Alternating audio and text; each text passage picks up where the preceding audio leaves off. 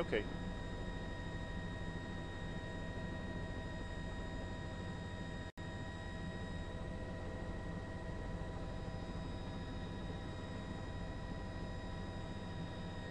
Okay.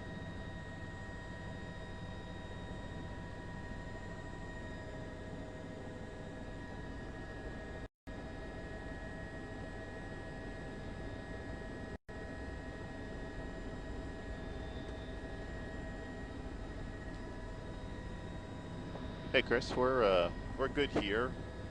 Um, there's a beach just to the east of Co-op. It's called Orchard Beach. Could try to head over there.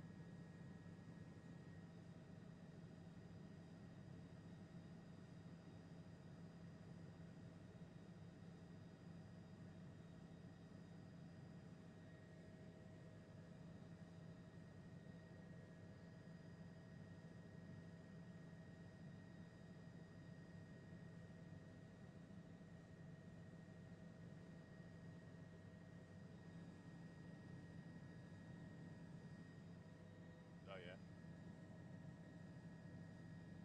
Oh yeah.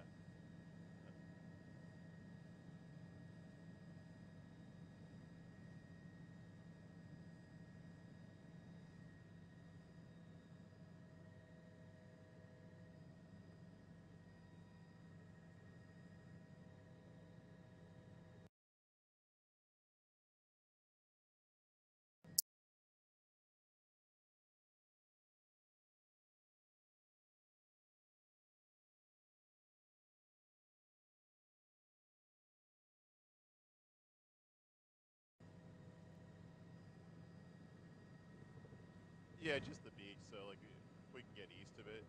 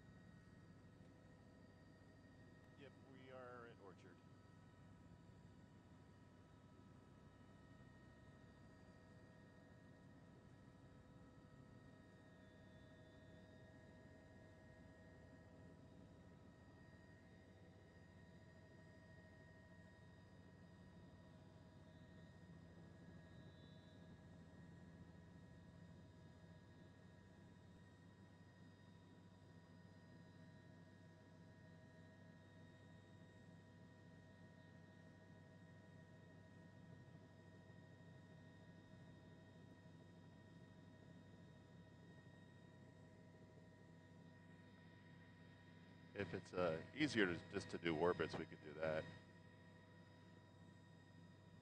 Right. Yep, it works.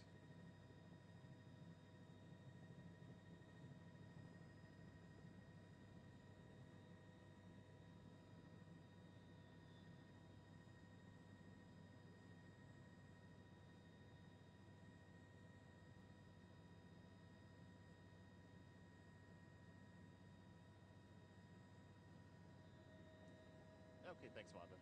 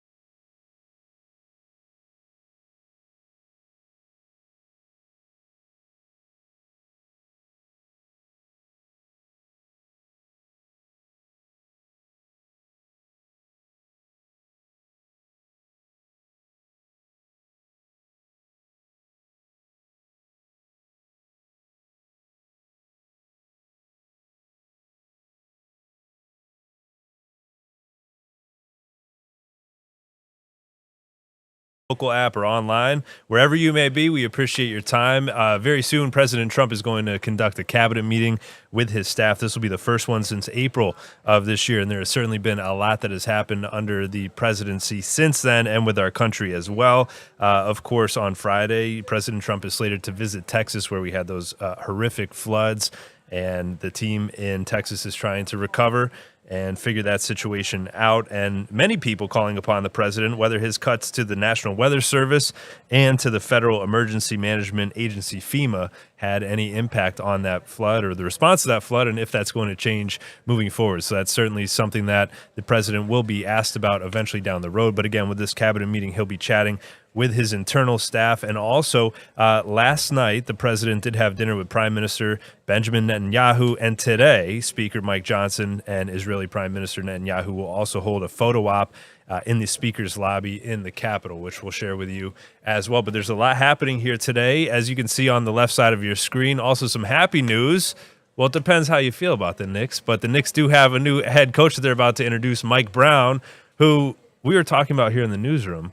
He actually used to coach LeBron James. And there's still some rumors out there. Could LeBron be joining the Knicks at some point? We don't know, but we do know that we do have a new Knicks head coach. Of course, they made it all the way to the Eastern Conference Finals. Furthest that they've made it in 25 years last year, so now they're looking to build upon that. So around 2 p.m., we'll have more information on that. Some topics that could potentially be discussed today within President Trump's cabinet. Again, he hasn't met with his cabinet since April. So April 30th was their last meeting. So he typically likes to talk about his political wins, as you may know by now. But some potential topics could be the U.S. military airstrikes against Iran's nuclear program. We've covered that quite a bit. And also the enactment of Trump's tax and spending cut and cuts to bills. And also, again, as I said last night, he did meet with Prime Minister Benjamin Netanyahu. As soon as this starts, we'll certainly update you, and you'll hear from President Trump shortly on all of that.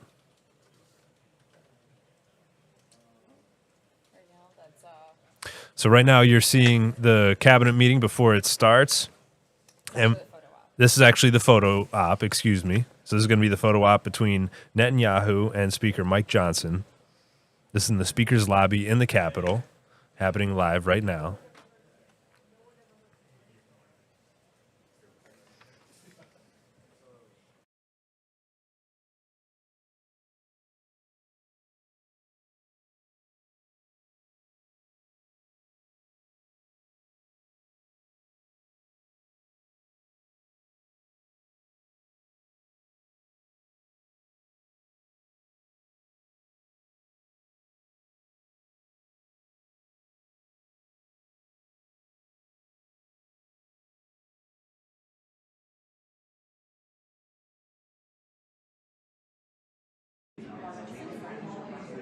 I think maybe that's the only way.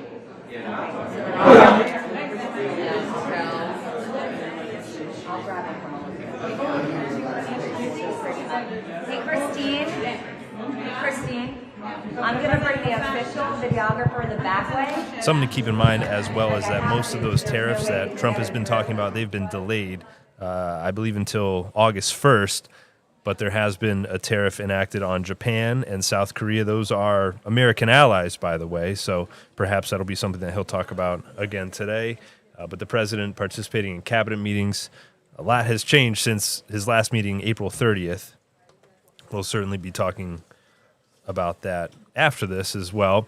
But right now, again, you're looking at the photo op with Israeli Prime Minister Benjamin Netanyahu and American Speaker Johnson. They're going to be joining us here shortly. Again, you're watching news live here from the Fox 5 newsroom live. And again, coming up at 2 p.m., the Knicks are going to introduce their brand new head coach, Mike Brown. A lot of fans excited, some wishing maybe Tom Thibodeau still stuck around after they had a very successful season. But a lot happening in the newsroom today, and that's what we're here to do, to keep you updated throughout the day.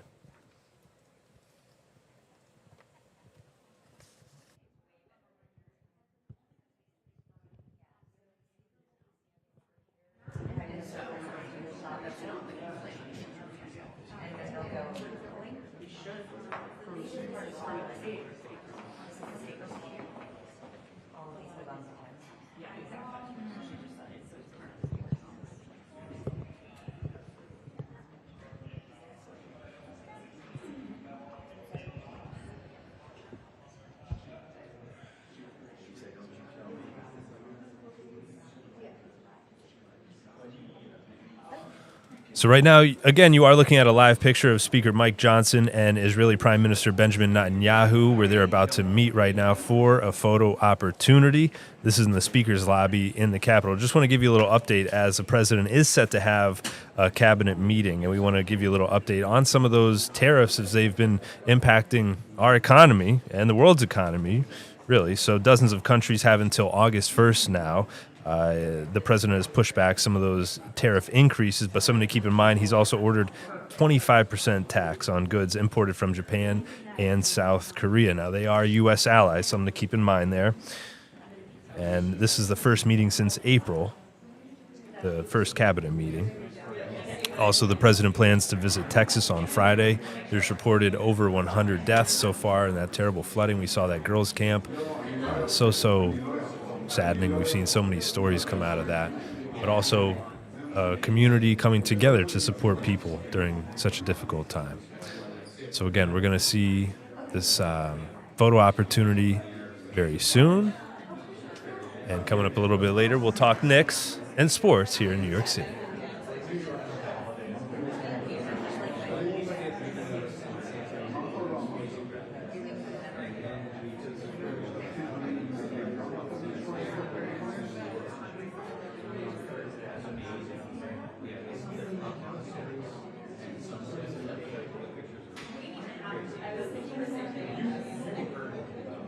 Now we're going to send you over to New York City comptroller Brad Lander, who tried to run for mayor, was unsuccessful in his run, but here he is speaking here. We have Jumaane Williams to his left as well. We are stepping every day toward being an authoritarian regime. I'm going to underline what Jumaane said. I mean, to me, these buildings have essentially ceased to be courthouses. They are not places where judges are having hearings that are a meaningful part of the rule of law. These buildings are essentially abduction traps. People are coming here expecting a hearing, and they go in the courtroom and the judge listens, and in several cases that we saw, the judge says, I'll give you another 6 months to get a lawyer, or I'll assign you a next date in your asylum application. But irrespective of what is going on inside the courtroom, people are on a list, and as soon as they leave the courtroom, they are abducted by masked federal agents, many of them not wearing uniforms or badges, with, let's be clear, no legal basis for their abduction. And I really think what Jumaane said is important to underline. Before last week, all the cases that I had seen were cases where a DHS lawyer had moved for a case to be dismissed, for therefore a person to be stripped of status, and, under some legal argument, rendered subject to expedited removal. I don't like any of that. I don't think it'll stand up in federal court, but at least I understand it as an argument. But there's no possible legal basis for what is happening here. The warrants they're carrying can't possibly represent what happened in the courtroom. They don't even know when those warrants are printed. They have no idea whether they will bring the people back for their hearing dates. They don't care whether the judge granted them a hearing on their asylum case. They don't care whether they were assigned a lawyer. They don't care that their families have the exact same status and issues that they have. There's no difference between Soy's dad and Soy's mom in their credible fear in their asylum application. Soy, I want to show you the picture that Soy drew.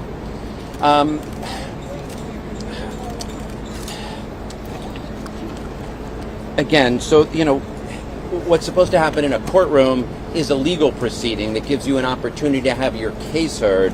That is not what these buildings are being used for. They're being used to lure people here so that they can be abducted by ICE agents. So when I say this is an emergency for the rule of law and due process and for constitutional democracy, I'm really not saying it lightly. And if you don't believe me, here's the thing. Come witness for yourself. You don't have to be an elected official. You don't have to be a clergy member. You have a right to come sit in these courtrooms and watch what is being done in the name of your democracy. It is an emergency, and I really hope that more people will come bear witness. we saw a lot of people picked up today. One of them was a young man named Balthazar. Now, I think Balthazar, Father, is a Christian angel. Like, I'm not so familiar with this tradition, but I understand at least that Balthazar is an angel. And I tried to say that to the... All right, so you were just listening to Brad Lander talk about ICE response in New York City, and now we're going to listen to the first cabinet meeting with President Trump since April. Listen in. And we have a tremendous group of people here that have done a great, unified, beautiful job. I want in particular, because of what she's gone through this last few days, done an incredible job. As you know, Christy, I'm going to ask you to say a few words about Texas. The first person there was first person I saw on television was you, actually. And you've worked great with the governor, who's terrific. And you might want to tell a little bit about the trials and tribulations, but we appreciate the job that you and everybody have done. You had people there as fast as anybody's ever seen, so really appreciate it. We all do, and maybe you could say a few words. Sure. Well, thank you, Mr. President. I want to thank you for your leadership. Texas is strong, and the people of Texas are incredibly strong. They've gone through something that is absolutely horrific, and it is heartbreaking to watch these families suffer the way that they are. As soon as this flash flooding event happened, you know, the governor has activated his emergency responders. Nim Kidd is his emergency management director, who is incredible, and has immediately worked with the local first responders to get help to individuals and get them evacuated, put requests in to me. We deployed, sir, right away, as you know, because you and I were talking a lot during this time, the Coast Guard. We also had some assets out of Customs and Border Protection. Our board TAC teams went in and helped with rescues and clearing debris so that we could get roads open and people get the help that they need. I think when I got there the most, sir, that day, as soon as I arrived on site, was getting a briefing from all the emergency responders, was just how unified they were in focusing on the fact that we're there to save lives. They were there to rescue people, find people who were still alive, and to reunify them with their family members. We as a federal government don't manage these disasters. The state does. We come in and support them, and that's exactly what we did here in this situation. FEMA went to an enhanced level immediately, but as soon as you signed the major disaster declaration, we were able to get them resources and dollars right away, just like you envisioned, through state block grants to help them with cleanup. And we're still there in presence, and FEMA's been deployed, and we're cutting through the paperwork of the old FEMA, streamlining it much like your vision of how FEMA should operate, and it's been a much better response to help these families get through this terrible situation. We still are looking for people. We're still looking for a lot of little girls and other family members that were camping along that river, and they will continue until they find every single person, and we will continue to help them and assist in that. I was surprised when I got there at the camp that day, right after this happened, the parents that were there, the parents that were looking for their children and picking up their daughter's stuffed animals out of the mud and finding their daughter's shoe that might be laying in the cabin, and just hugging and comforting people matters a lot. I'm extremely grateful for God's hand in that whole situation, because hundreds and hundreds and hundreds of people were saved. And this is a time for all of us in this country to remember that we were created to serve each other. God created us to take care of each other. And that when we do that, we are happier, we are more fulfilled, and we can walk alongside people on their worst day and help them get through it and come out the other side, knowing that we can continue to live a life that God has purposed for us. So they're grateful for you. Several times the day after the flooding, you and Melania were on the phone with me, and I want to thank you for that. And that meant the world. I was able to tell many of those folks that I had been visiting with you, and that you had said, whatever they need, Christy, let's deploy it and get it down there and be helpful. And on Sunday, when the families were waiting at a church to identify their children's bodies. Franklin Graham and I called in and prayed with the families and read some scripture with them, and he was incredible in making himself available to that as well. We'll be back down there in a couple of days and continue to do all we can, but this is an unprecedented event. It really is. There's been tragedies like this around the country, but everyone is unique in different situations, and the response the federal government had supporting the state through this, I'm proud of the people that stepped up and immediately came. The Coast Guard, when they came in, they had a difficult time even getting the aircraft in and landed. They had to try several times in the weather to get it in and deploy, and I think we've heard about, our one Coast Guard member that was responsible for saving over 165 people, but that entire crew did incredible work. And all the first responders there did incredible work. And I know people are getting tired now, but they're getting reinforcements and volunteers are showing up. And I just want to commend the governor and his team for being the leaders. And they're so thankful that you're letting them make the decisions and manage the response like it should be. And then us supporting them with the resources of the federal government. We've already deployed dollars to the state, much like the block grants that you've talked about. Right. So they're grateful for that, sir. There's never been a wave like this outside of the breaking of a dam. Because this was almost a wave that ended up being 30 feet high, more actually. Now with the dam you can understand it, but this approached almost with that speed. When you see a dam break, it's not a pretty sight. It wipes out everything, and this is the kind of thing that built up so fast. And it's happened 2 or 3 times before over the years, but not to this extent. But tell them when you met the father who was picking up the daughter's clothing. And I had walked through the cabin where all the little girls died, and I had kind of fallen apart in there, but I walked out of the cabin, and a gentleman was standing there, and he said, that man over there needs a hug.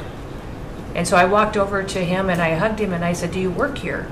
And he said, no, my little girl was in that cabin. And he said, and I just found her best friend about an hour and a half ago. She had passed away. And he just fell apart. And so then we just hugged and talked for probably an hour about that. But then there was the grandpa was there looking for his granddaughter as well. There was a dad there of one of the counselors. The counselor was alive, but she was dealing with the fact that she had hung on to some of these girls and was trying to keep them out of the floodwaters, and had gotten hit by something and had lost 2 of the girls and wasn't able to hang on to them, and was going to live the rest of her life thinking about that moment when she wasn't able to hang on to these girls. But these parents were picking up their kids' belongings out of the mud and throughout the camp and putting them in bags. And then one of the dads said, I knew 50 of these girls here.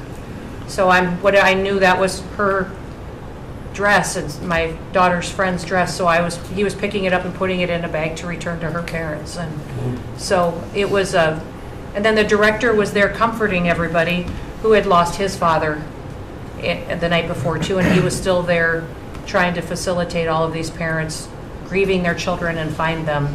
So the strength of people is incredible. One of the things that I asked there that day was that they all have escorts or counselors when parents come in. So from that point, that when they came into the camp, that they have somebody with them when they're going and looking for their children's belongings or looking for their children. And so very emotional, but also just so tragic. The relationship with Texas and the governor has been obviously very good for years with me, but the relationship with Texas and their first responders and us with our first responders and lots of other people, and we brought in a lot of helicopters from all over, and we had a lot of helicopters. It was actually dangerous, a lot of helicopters up there, but they were real pros, and they were responsible for pulling out a lot of people, and we got them there fast, and Texas had some good ones too, but the response has been incredible, and the fact that we got along so well, I don't know, I don't even think that's a political thing, but we got along so well, and it was so unified. I think a lot of lives have been saved. That could have been as bad as it was, and you could have lost double or triple. This thing was just really horrible. Well, congratulations on a great job, and appreciate it. I know you're going down. I'll be going down on Friday with First Lady, who will be taking a trip, and we don't want to get in anyone's way because that's what happens. The president goes and everyone's around focused on. I don't want anyone to focus on us, but it's possible they could have somebody saved still. There's a lot of areas. It's a big area, and it's probably unlikely at this point, but there could be. I mean, they're thinking there could be the possibility, but what a tragic situation. A good job, and we'll see you on Friday, and we'll finish out the day here. I think you've been reading a lot about, it's a terrible topic when you talk about financial after this, but we have a big country and we've been doing very well. The tariffs, as you know, are starting to come in at record levels. Tremendous amounts of money are coming in to our country. We never did that before. We're not used to it. We only have tariffs going out. We only adhered to the rules of other nations who charged us tremendous tariffs because we were led by stupid people or people without any business sense. And I'd like to ask Scott, you could maybe talk a little bit about how well we're doing with regard to the money coming in. And the big money will start coming in on August 1st. I think it was made clear today by the letters that were sent out yesterday and today. Go ahead, please. Yes, sir. We will have taken in about $100 billion in tariff income thus far this year, and that's with the tariff, the major tariff not having started till the second quarter. So we could expect that could be well over $300 billion by the end of the year. We don't agree with CBO scoring, but for those who do, the CBO scored tariff income over the next 10 years at $2.8 trillion, which we think is probably low.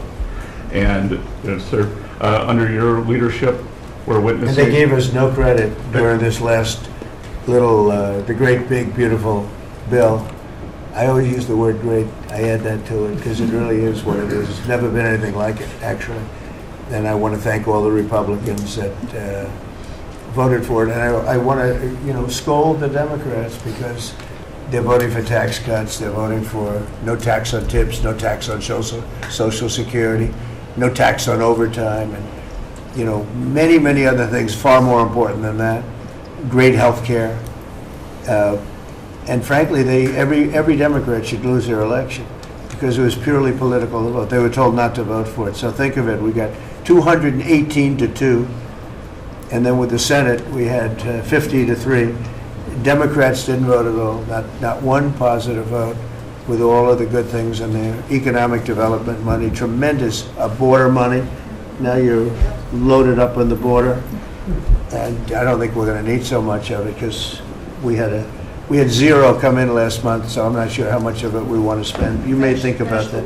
You may actually think about saving a lot of money because the wall's been largely built and it obviously worked, but you may want to think about that. But so I think it's incredible when I watch the Democrats and they have standard lines like they had Russia, Russia, Russia. They had the laptop from hell. It all came from Russia. They make things up and they go with it and they feed it to you people in many cases. And they said, here's a line. And I hear the new line is death. Oh, it's death. Everyone's going to die. There's nothing to do with that. In fact, we're saving our country. Death is from allowing 25 million people into our country, of which 3 or 4 are stone cold, hard criminals. 11,888 are murderers, many of them committing more than one murder. That's death, and the Democrats did that. Joe Biden did that by allowing people to come in here, just totally unchecked, unvetted, open borders, open borders. The whole world was dumped into our country from prisons, from gangs, from mental institutions. We have many people walking the streets, walking in areas that we don't know anything about, that came out of insane asylums. They released their the insane asylum population into our country, and it's amazing the job that you and Tom Homan are doing, by the way, on that. But we have to get them out. and we have no choice. We have to get them out, and we are getting them out.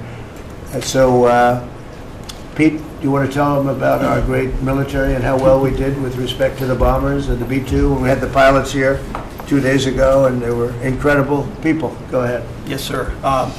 Truly a historic mission, and demonstrated the skill and courage of the United States military. From those B-2 pilots and families that we had a chance to meet, sir, to the fighter pilots, to the refuelers, to the maintainers, to the air defenders who defended the base. What was demonstrated on the world stage was American military might and capability. And it wasn't just Fordo and Esfahan and Natanz that took notice in Iran. It was the rest of the world. That we have a decisive commander-in-chief willing to use these capabilities, which are the best in the world. As the president pointed out, no one else could have done what America did there on that night, and everyone took notice of that. With the One Big Beautiful Bill, sir, we've got $150 billion additional to invest in Golden Dome and all the other weapons systems and stockpiles and shipbuilding priorities of yours. Another month, another historic recruiting bump. It's not just the Army and the Marine Corps anymore, it's the Navy, the Air Force, and the Space Force, all historically ahead of where they've ever been. So historic spirit inside the military. We had a chance to be at NATO, Marco and I, and see how the world responds to us saying it's time for you to shoulder the burden and take the lead for your continent. That only happens with President Trump leading, and we're proud to be a part of what's going on at the border, sir, with now a fourth national defense area where we're helping get to that number 0 and securing the border. But that mission, Operation Midnight Hammer, re-established deterrence. It reversed what happened in Afghanistan. You saw the debacle of what Biden allowed to happen in Afghanistan and what that did to our image. President Trump said, with Operation Midnight Hammer, we're reestablishing American leadership and deterrence, and we're proud to be a part of it, sir. And our so-called enemies were watching. They watched every minute of it. They watched. There was very few people that weren't watching, actually, but they watched every minute. It was a perfect military performance, the likes of which we haven't seen in a long time. I mean, if you compare that to the same country, the hostages from years ago, Jimmy Carter, it was unfortunate for Jimmy Carter. He was a nice man, but with the helicopters going down, the sandstorms, the prisoners, they got captured, then the election and the prisoners and Reagan and all the problems. It was nothing but problems. And that was a failure. And ours was not only the pilots, I mean, those machines flew for 37 straight hours. They didn't stop. They went skedaddle. You know the word skedaddle? It means skedaddle. They dropped the bombs, and somebody said, skedaddle. Let's get the hell out of here. And every bomb hit its mark and hit it incredibly. And as you know, the Atomic Energy Commission said it's gone. That place is gone.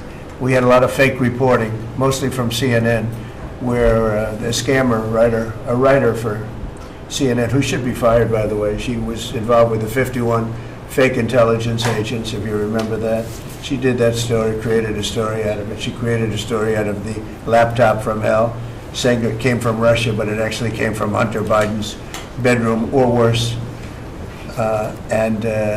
Just a scammer, and she's still at CNN, which is pretty amazing. But we'll ask you a question about her. But they came up with this concept that maybe the attack wasn't that good.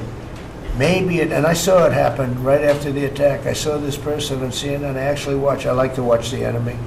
You learn from the enemy. And I watch, because you have to know where they're coming from. And I watched her say, Anderson, you know, I'm hearing stories that maybe they didn't hit their target. Maybe it wasn't that good a hit. And they were hearing stories. The next day it was a little more, and the next day a little more. After 3-4 days, she was saying, you know, I don't know. I don't think it was that. Except by that time, everybody knew it was hit perfectly. The evidence is in the planes. The pilots are the best evidence.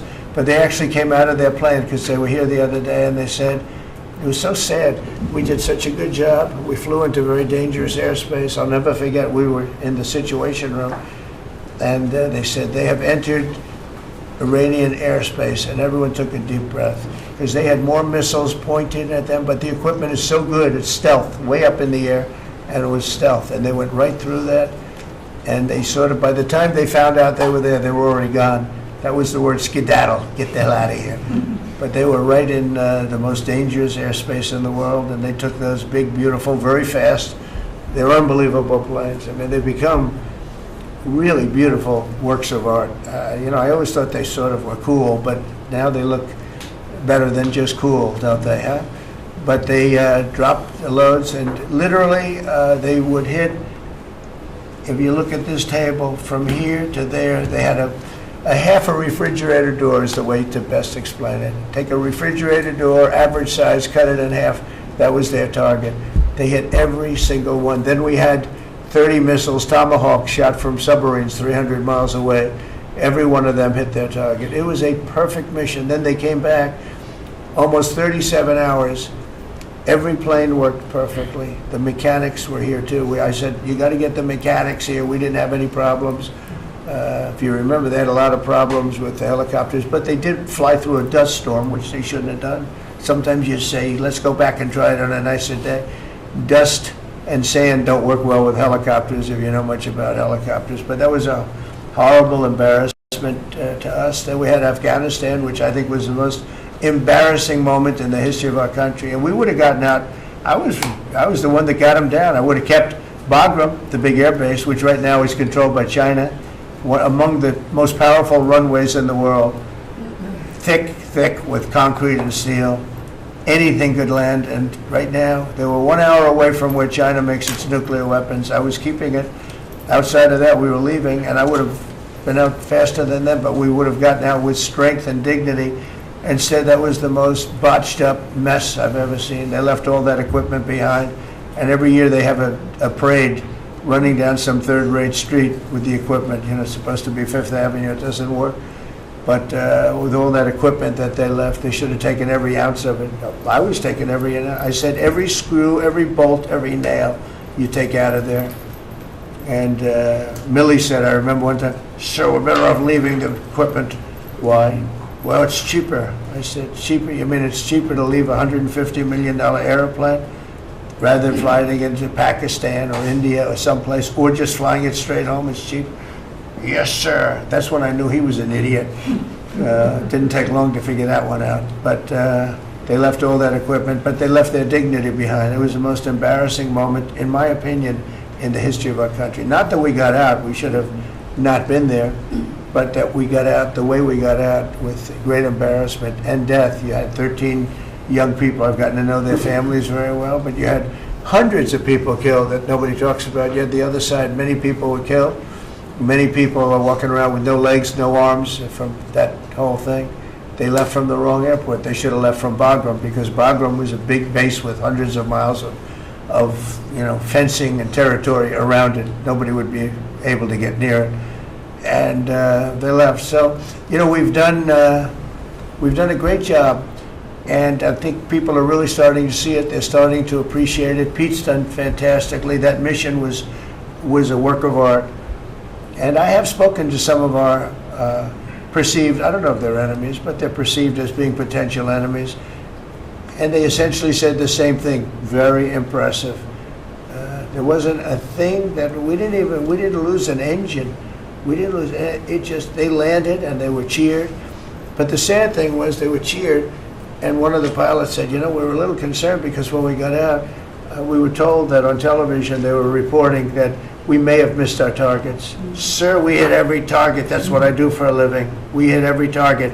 In fact, when the bombs hit, a yellow haze came over the horizon that I've never seen before. It just lit up the whole horizon, brighter than the sun. It was like looking into the sun.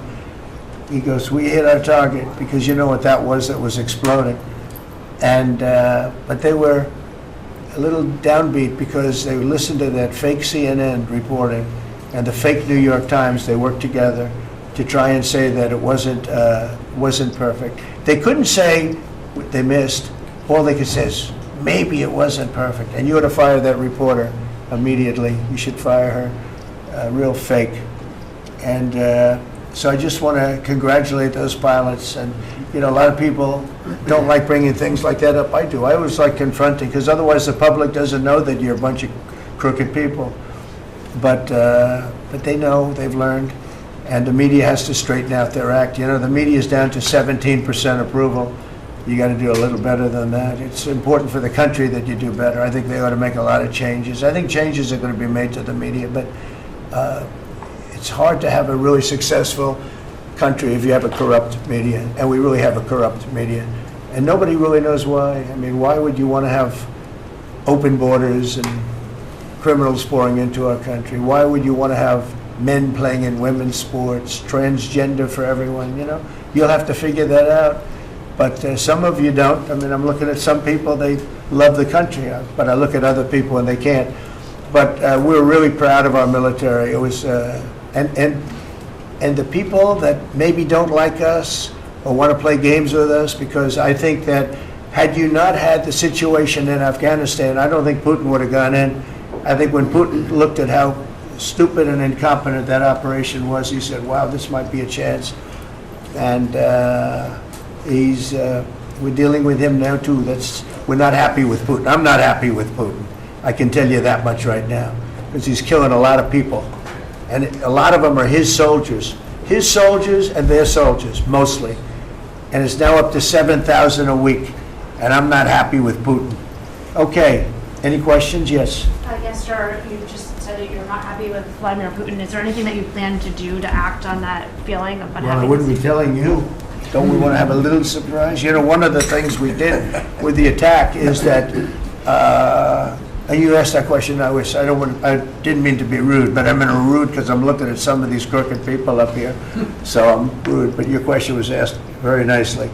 But one of the things we did is we went over every fact. We wanted to get every fact straight. We wanted to have the distance straight, the number of pilots straight. Everything had to be correct, because this was a very important mission. If we failed on this mission, it was beyond the war that, you know, obviously we had with Iran and Israel, and a lot of hatred, a lot of years and years of hatred, centuries of hatred. People have never seen anything like it. So we wanted to be correct with all our facts. So, you know, what I was doing is just asking, it would be great if the media would be correct with their facts. That's all we ask for. So, go ahead. So finish it up. Oh, yes. Just returning back to Russia, if there's anything that you would signal about your displeasure with them. Well, I'm very unhappy with them. There's no reason for this. It's turned out to be tougher, but it's only tougher. And I will say the Ukrainians were brave, but we gave them the best equipment ever made. We gave them the anti-tank busters that knocked out tanks. I mean, you just aim them in the direction of the tank and the tank is gone. We gave them missiles, the latest and the greatest. They were able to shoot down a lot of things that would have normally wiped out.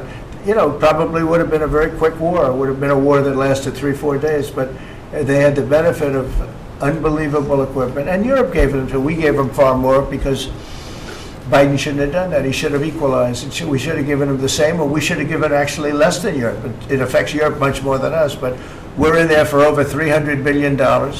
Europe's in there for over $100 billion, but still, Europe gave a lot.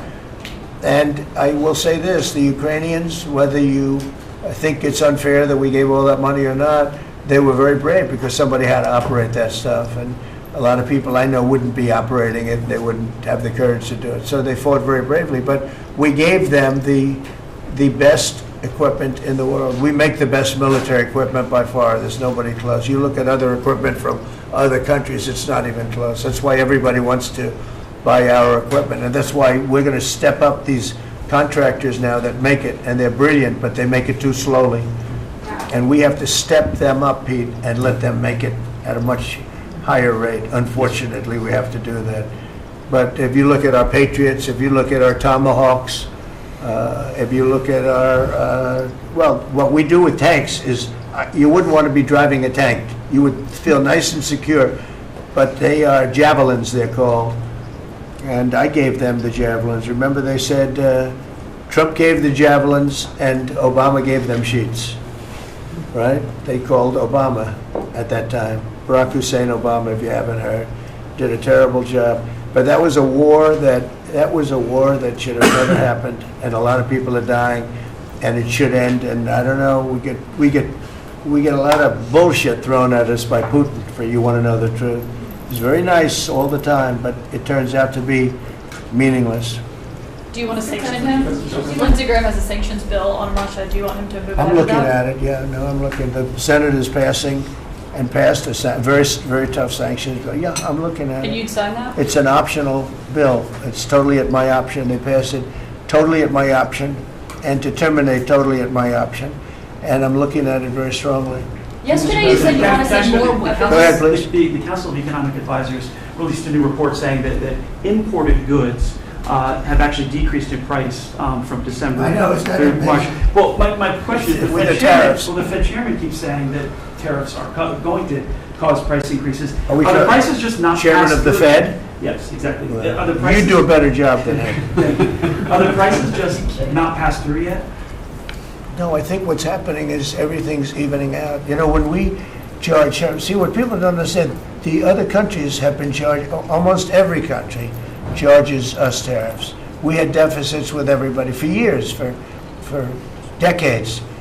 And we were like this big monolith that made bad deals with everybody. We rebuilt South Korea and we stayed there. It's okay, we rebuilt it and we stayed there. And they pay us very little for the military. I got them to pay billions of dollars, and Biden then canceled it when he came in. I said to South Korea, as an example, we give you free military, essentially, very little. And I think you should pay us $10 billion a year. And they went crazy. But they agreed to 3. So I got 3 with a phone call. And I was satisfied. I said, but next year we have to talk. And then we had a rigged election, and we never got to talk. And you know what Biden did? They probably went to him and they said, listen, Trump treated us terribly, and we shouldn't be paying anything, and he cut it down to nothing. So that's what happens. It's ridiculous. That's the other thing. We're talking to countries about contributing to the military, not only just paying more in NATO, but contributing. We have 45,000 soldiers in South Korea. We have 45,000 soldiers in Germany, 52,000 actually. And that's a huge economic development for them. That's tremendous amount. That's like having a city. That's tremendous money for them, and it's a tremendous loss for us. So we're talking, in a very nice way, we're talking to them about it. It's very unfair. We supply the militaries to many very successful countries. I mean, South Korea is making a lot of money, and they're very good. They're very good, but, they should be paying for their own military. President Trump, can I ask you a question about Jerome Powell as well? And then the question to the Attorney question General. about what? Jerome Powell, and then I have a question for the Attorney General. Jerome Powell, who you've been pressuring to lower interest rates, he's facing accusations of lying to Congress, which is a potential crime about the Well, opulent. then he should resign immediately. We should get somebody in there that's going to lower interest rates. Do you want congressional Why don't you Republicans call to for his resignation? Do you want congressional Republicans to investigate and It's pursue okay and with punish? me. I think he's terrible. I think, look, we're paying, I call him Too Late. T-O-O, Too Late, like Too Tall Jones for the Dallas Cowboys, right? Too late. He's always late. But he wasn't late with Biden before the election. He was cutting him like crazy. It didn't help too much, did it? But he was cutting him like crazy before the election with Kamala and Biden. He was trying to get them in, I guess. I don't know. He was recommended by somebody that worked for me. I like you better. If I could ask the Attorney General a question too, President. Sure. Your memo and release yesterday on Jeffrey Epstein, it left some lingering mysteries. One of the biggest ones is whether he ever worked for a American or foreign intelligence agency. The former Labor Secretary, who was Miami U.S. Attorney Alex Acosta, he allegedly said that he did work for an intelligence agency. So could you resolve whether or not he did? And also, could you say why there was a minute missing from the jailhouse tape on the night of the staff? Yeah, sure. If Hey, I Pam, could, could I just interrupt for Sure. 1 second? Are you still talking about Jeffrey Epstein? This guy's been talked about for years. You're asking, we have Texas, we have this, we have all of the things. And are people still talking about this guy, this creep? That is unbelievable. Do you want to waste the time, and do you feel like answering? I don't mind answering. I mean, I can't believe you're asking a question on Epstein at a time like this, where we're having some of the greatest success and also tragedy with what happened in Texas. It just seems like a desecration, but you go ahead. Sure. First, to back up on that, in February, I did an interview on Fox, and it's been getting a lot of attention because I said, I was asked a question about the client list, and my response was, it's sitting on my desk to be reviewed, meaning the file along with the JFK, MLK files as well. That's what I meant by that. Also, to the tens of thousands of video, they turned out to be child porn downloaded by that disgusting Jeffrey Epstein. Child porn is what they were. Never going to be released, never going to see the light of day. To him being an agent, I have no knowledge about that. We can get back to you on that. And the minute missing from the video, we released the video showing definitively, the video was not conclusive, but the evidence prior to it was showing he committed suicide. And what was on that, there was a minute that was off the counter. And what we learned from Bureau of Prisons was every night, they redo that video. It's old, from like 1999. So every night the video is reset, and every night should have the same minute missing. So we're looking for that video to release that as well, showing that a minute is missing every night. And that's it on Epstein. Mr. President, on the tariffs again, on August 1st, you've said it is the deadline. What incentives do countries have to negotiate? It seems that deadline keeps moving. It was April 2nd, now it's... We didn't move, no. It's always been August 1st, that's when we're paying. A statement was put out today, and I put it out just to make it clear. It wasn't a change, it was August 1st. We don't change very much. Every time we put out a statement, they say he made a change. I didn't make a change. A clarification, maybe. No, August 1st they pay. And everybody pays, everybody has to pay, and the incentive is that they have the right to deal in the United States. If they don't want to, they don't have to pay, and they don't have to deal here. But if they want to buy and make a lot of money and sell in the United States, they have to do that. If you go back and look at some of the good presidents, our country was the wealthiest, proportionately the wealthiest, from 1870 to 1913. It was an all-tariff country. We didn't have income tax. That came in in 1913. We had tariffs. And we had so much money we didn't know what to do with it. We had, we had a couple of presidents that were very, very strong. McKinley, I guess more than anybody, but he was the tariff king, but he was very, very strong. It's sort of sad. He made a fortune for this country, became very rich, and then Teddy Roosevelt went out and vice president, and he spent the money. And they said Roosevelt was a great president.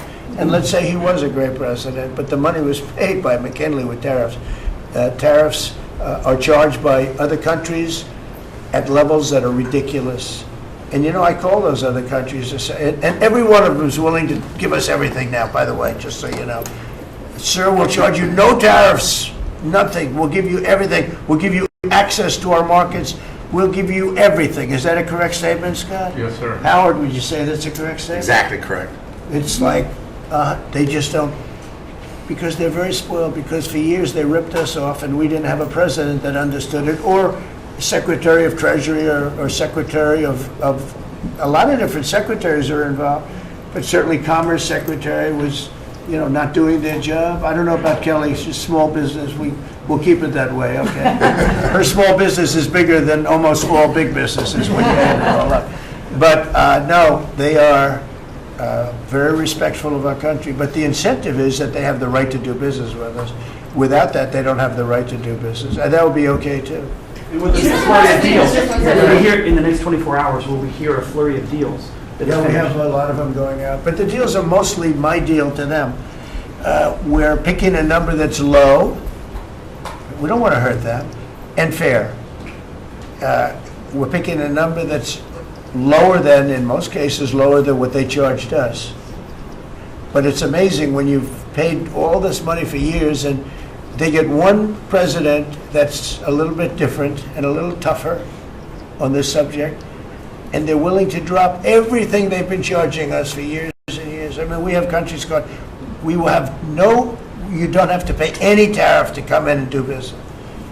They're giving us total access to their countries. They gave us no access to the country. They'd say, well, you cannot go into okay, good. Now we will give you total access and you don't have to pay any tariffs. But please don't charge us tariffs. And we don't like that deal. So the letters I send out we have made some deals. We can make a lot more deals. It's just too time consuming. It just makes it more complicated. And we can do things over the years too. We're not hard line. But it's about time the United States of America started collecting money from countries that were ripping us off and laughing behind our back at how stupid we were. Okay? Thank you. Mr. President, on the tariff issue, so you talked about India coming, but then a couple days ago you issued a new tariff threat to members of the BRICS countries for if they aligned with anti-American policies. 10% charge. That would be India, Brazil, That's Russia, right, they have to pay 10% if they're in BRICS. Because BRICS was set up to hurt us. BRICS was set up to degenerate our dollar and take our dollar as the standard, take it off as the standard. And that's okay if they want to play that game, but I can play that game too. So anybody that's in BRICS is getting a 10% charge. Is that immediate, sir? Or Yeah, pretty soon. if they engage in some behavior? Well, if they're a member of BRICS, they're going to have to pay 10% tariff, just for that one thing. And they won't be a member long. I thought BRICS was, I said this about a year ago, and it largely broke up. But, there are a couple that hang around, but I thought it largely broke up. BRICS is not, in my opinion, not a serious threat. But what they're trying to do is destroy the dollar so that another country can take over and be the standard. And we're not going to lose the standard at any time. If you have a smart president, you will never lose the standard. If you have a stupid president like the last one, you would lose the standard. You wouldn't have the dollar as you.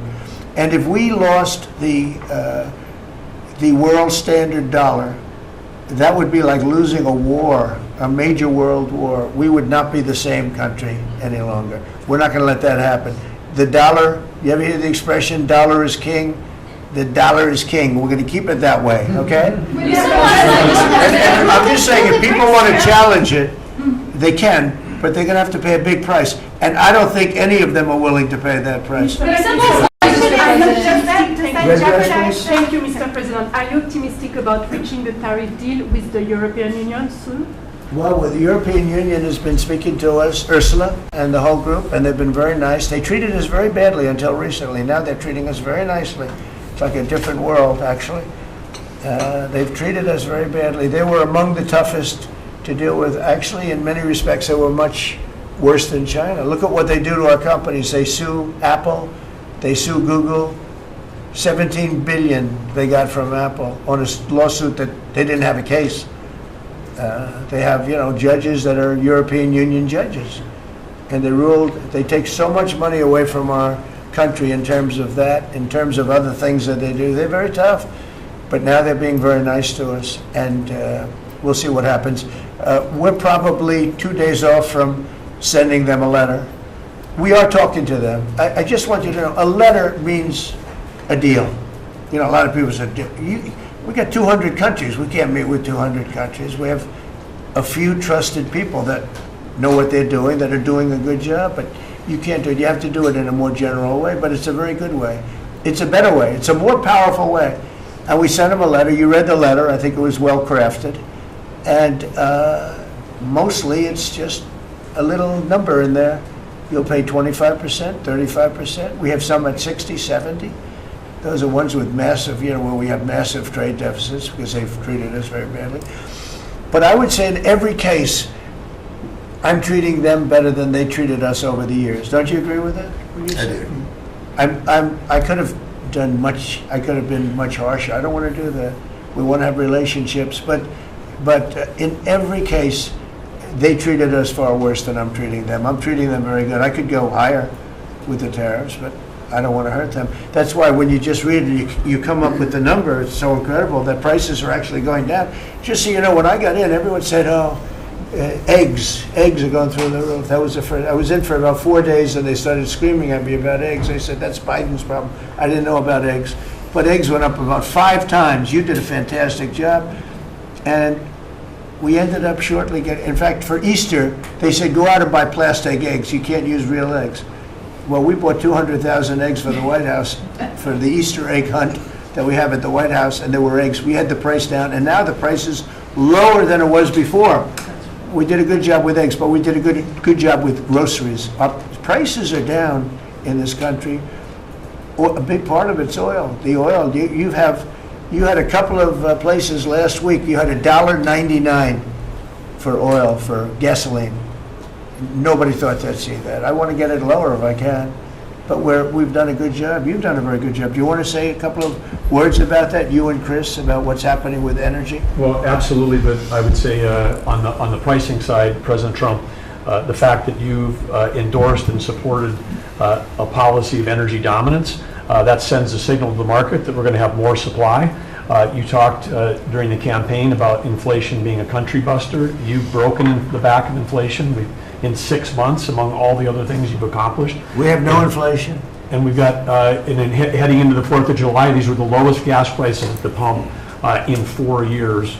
And again, for Americans, this is like hundreds of billions of dollars that stay in their pockets because we lowered the price of gas at the pump. But when we lower the price of energy, it lowers the price of food, it lowers the price of the clothes you wear. It's the biggest thing. It's the biggest thing. It's like a big tax cut.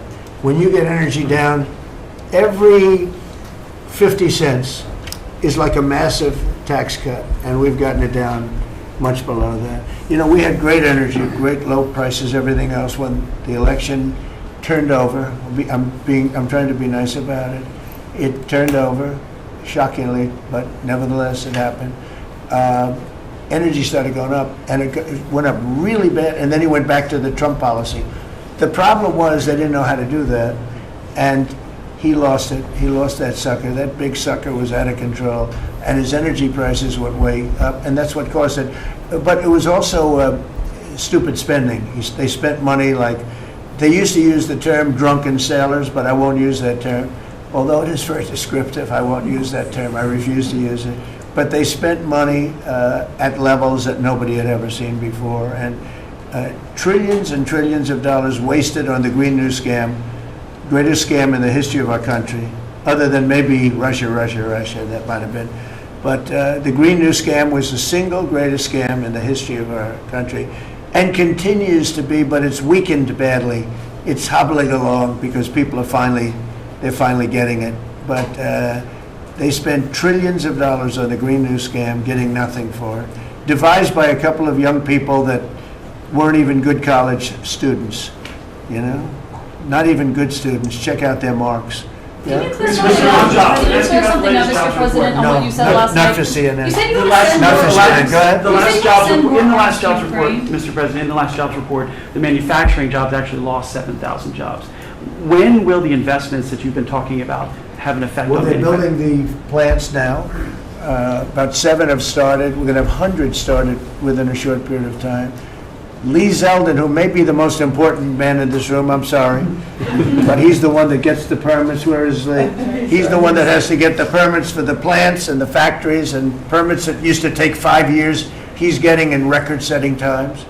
AI, we're leading China a lot in AI, and if we go with this, you know, I'm allowing the plants to build their own electric. I'm allowing them to become an electric utility, so they can produce their own electricity, because we need double to be successful with AI, which is the biggest thing now. We need double the electricity that we have, which is hard to believe. We need even more than that. And they're building plants with their own electricity substations. They don't have to use the grid. And anything they build extra, they're putting into the grid. So we're supplying the grid with brand new electric sources. And you know, it's funny, when they came to see me, they never even asked for that. I told them about it. The reason they didn't, they thought that was an impossibility. You're not allowed to build your own electric. These are massive investments that are being made in building electricity for their plants. And they're going to have, I think, Doug, a lot of electricity left over. And that electricity is going to be passed into the grid and give us no more, you know, like you look at California. They have blackouts and brownouts every week. They're totally out of control. They have a really incompetent governor. Where's Chris? Is he here?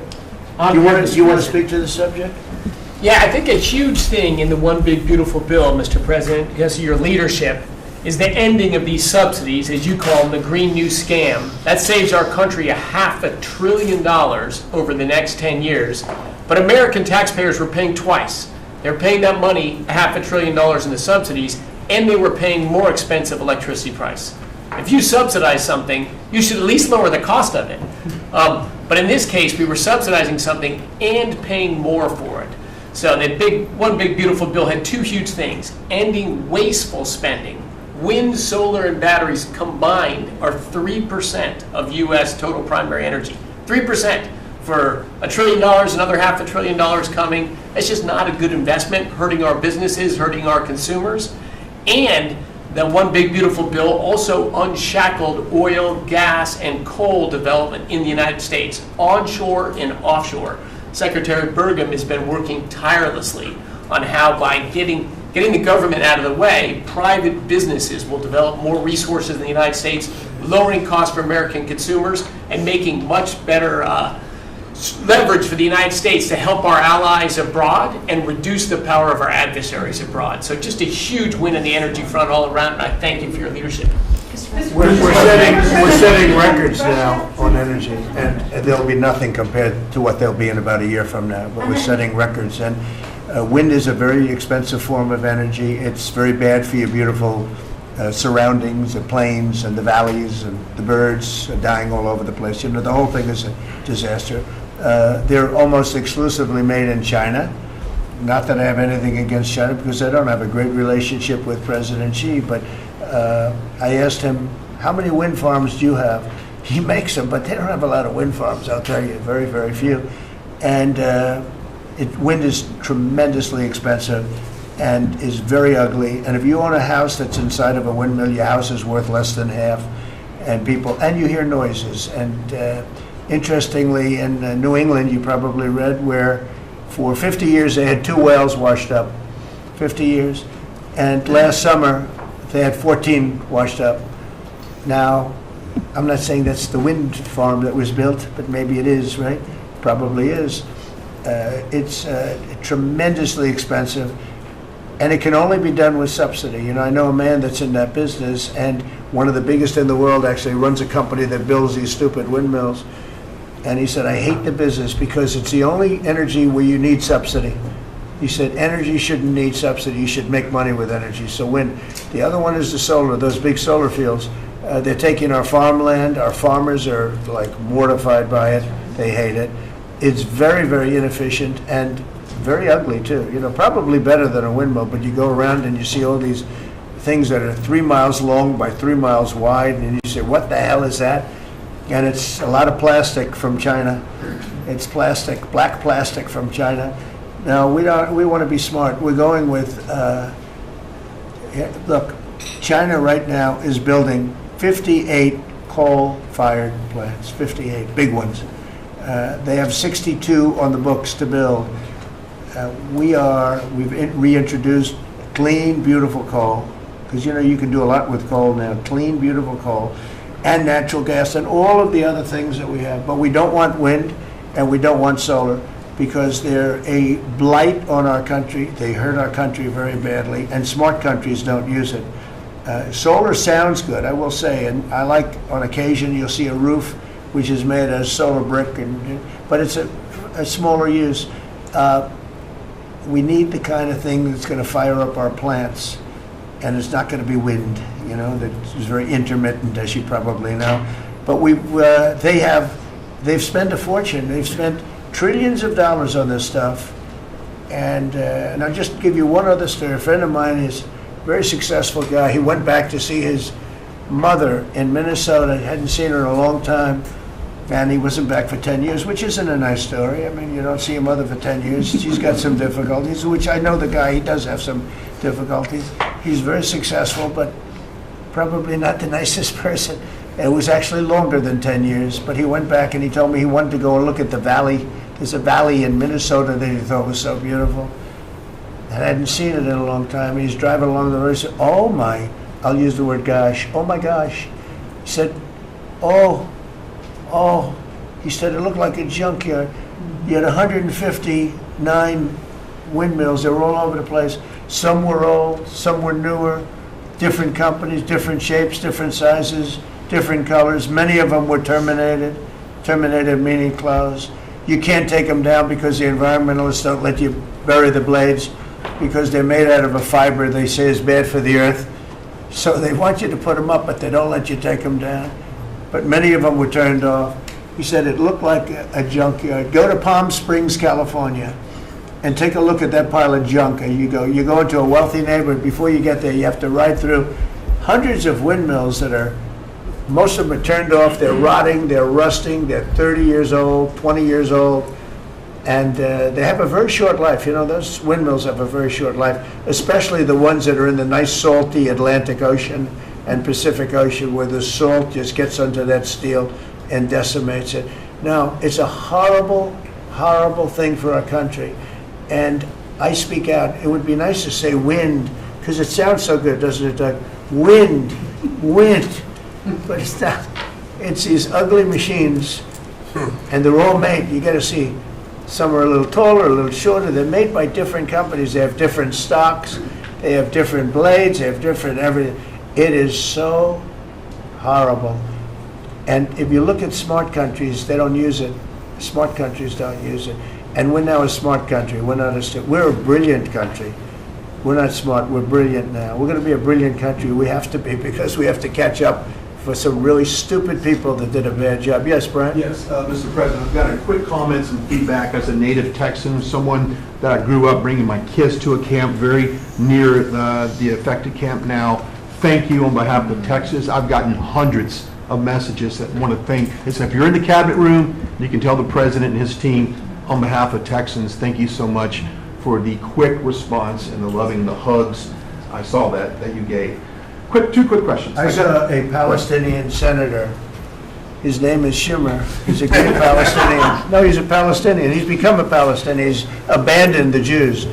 But I saw him say, it's Trump's fault. Yeah, that's right. It's Trump's fault. He was actually, do you ever see John Lovitz, The Liar? Where he goes, yeah, I went to Harvard. That's right. This was Schumer. He goes, yeah, it's Trump's fault. That's right, it's Trump. I actually saw that stupid guy try and blame it on me, and I said, man, that's a tough one to take. But his career is limited because I hear AOC is going to beat him, and she's no bargain either, by the way. Go ahead. Well, I'm just saying that's an example of an America First team effort to get this country back. So that's what America First looks like for the viewers watching us at home. My two questions. Looks like we have a rogue judge, an Obama-backed rogue judge that is attempting to block the funding to Planned Parenthood, which the big, beautiful bill cuts off the funding to Planned Parenthood. Any plans to challenge that? Good. Absolutely. Yes, we're on it. We're on it. And I texted, I believe, I talked to yesterday Secretary Lutnick and Secretary Besson. I reached out to you to let you know that we were on it in the big, beautiful bill. Wonderful. And then I let her handle that question. You notice? I said, go ahead, handle that question. Toss it to her. Then my second question was Secretary Rollins. You did an amazing press conference today in front of the Department of Agriculture. You talked about the Farm Act and the need to get China out of our country, owning farmland. For the viewers at home that might have missed that, can you recap what that means to national security to make sure we can grow our own food? Well, thank you, Brian, sir, if you don't mind. Yes, this morning, Secretary Hegseth, Secretary Noem, and Attorney General Bondi and I had a press conference at the USDA.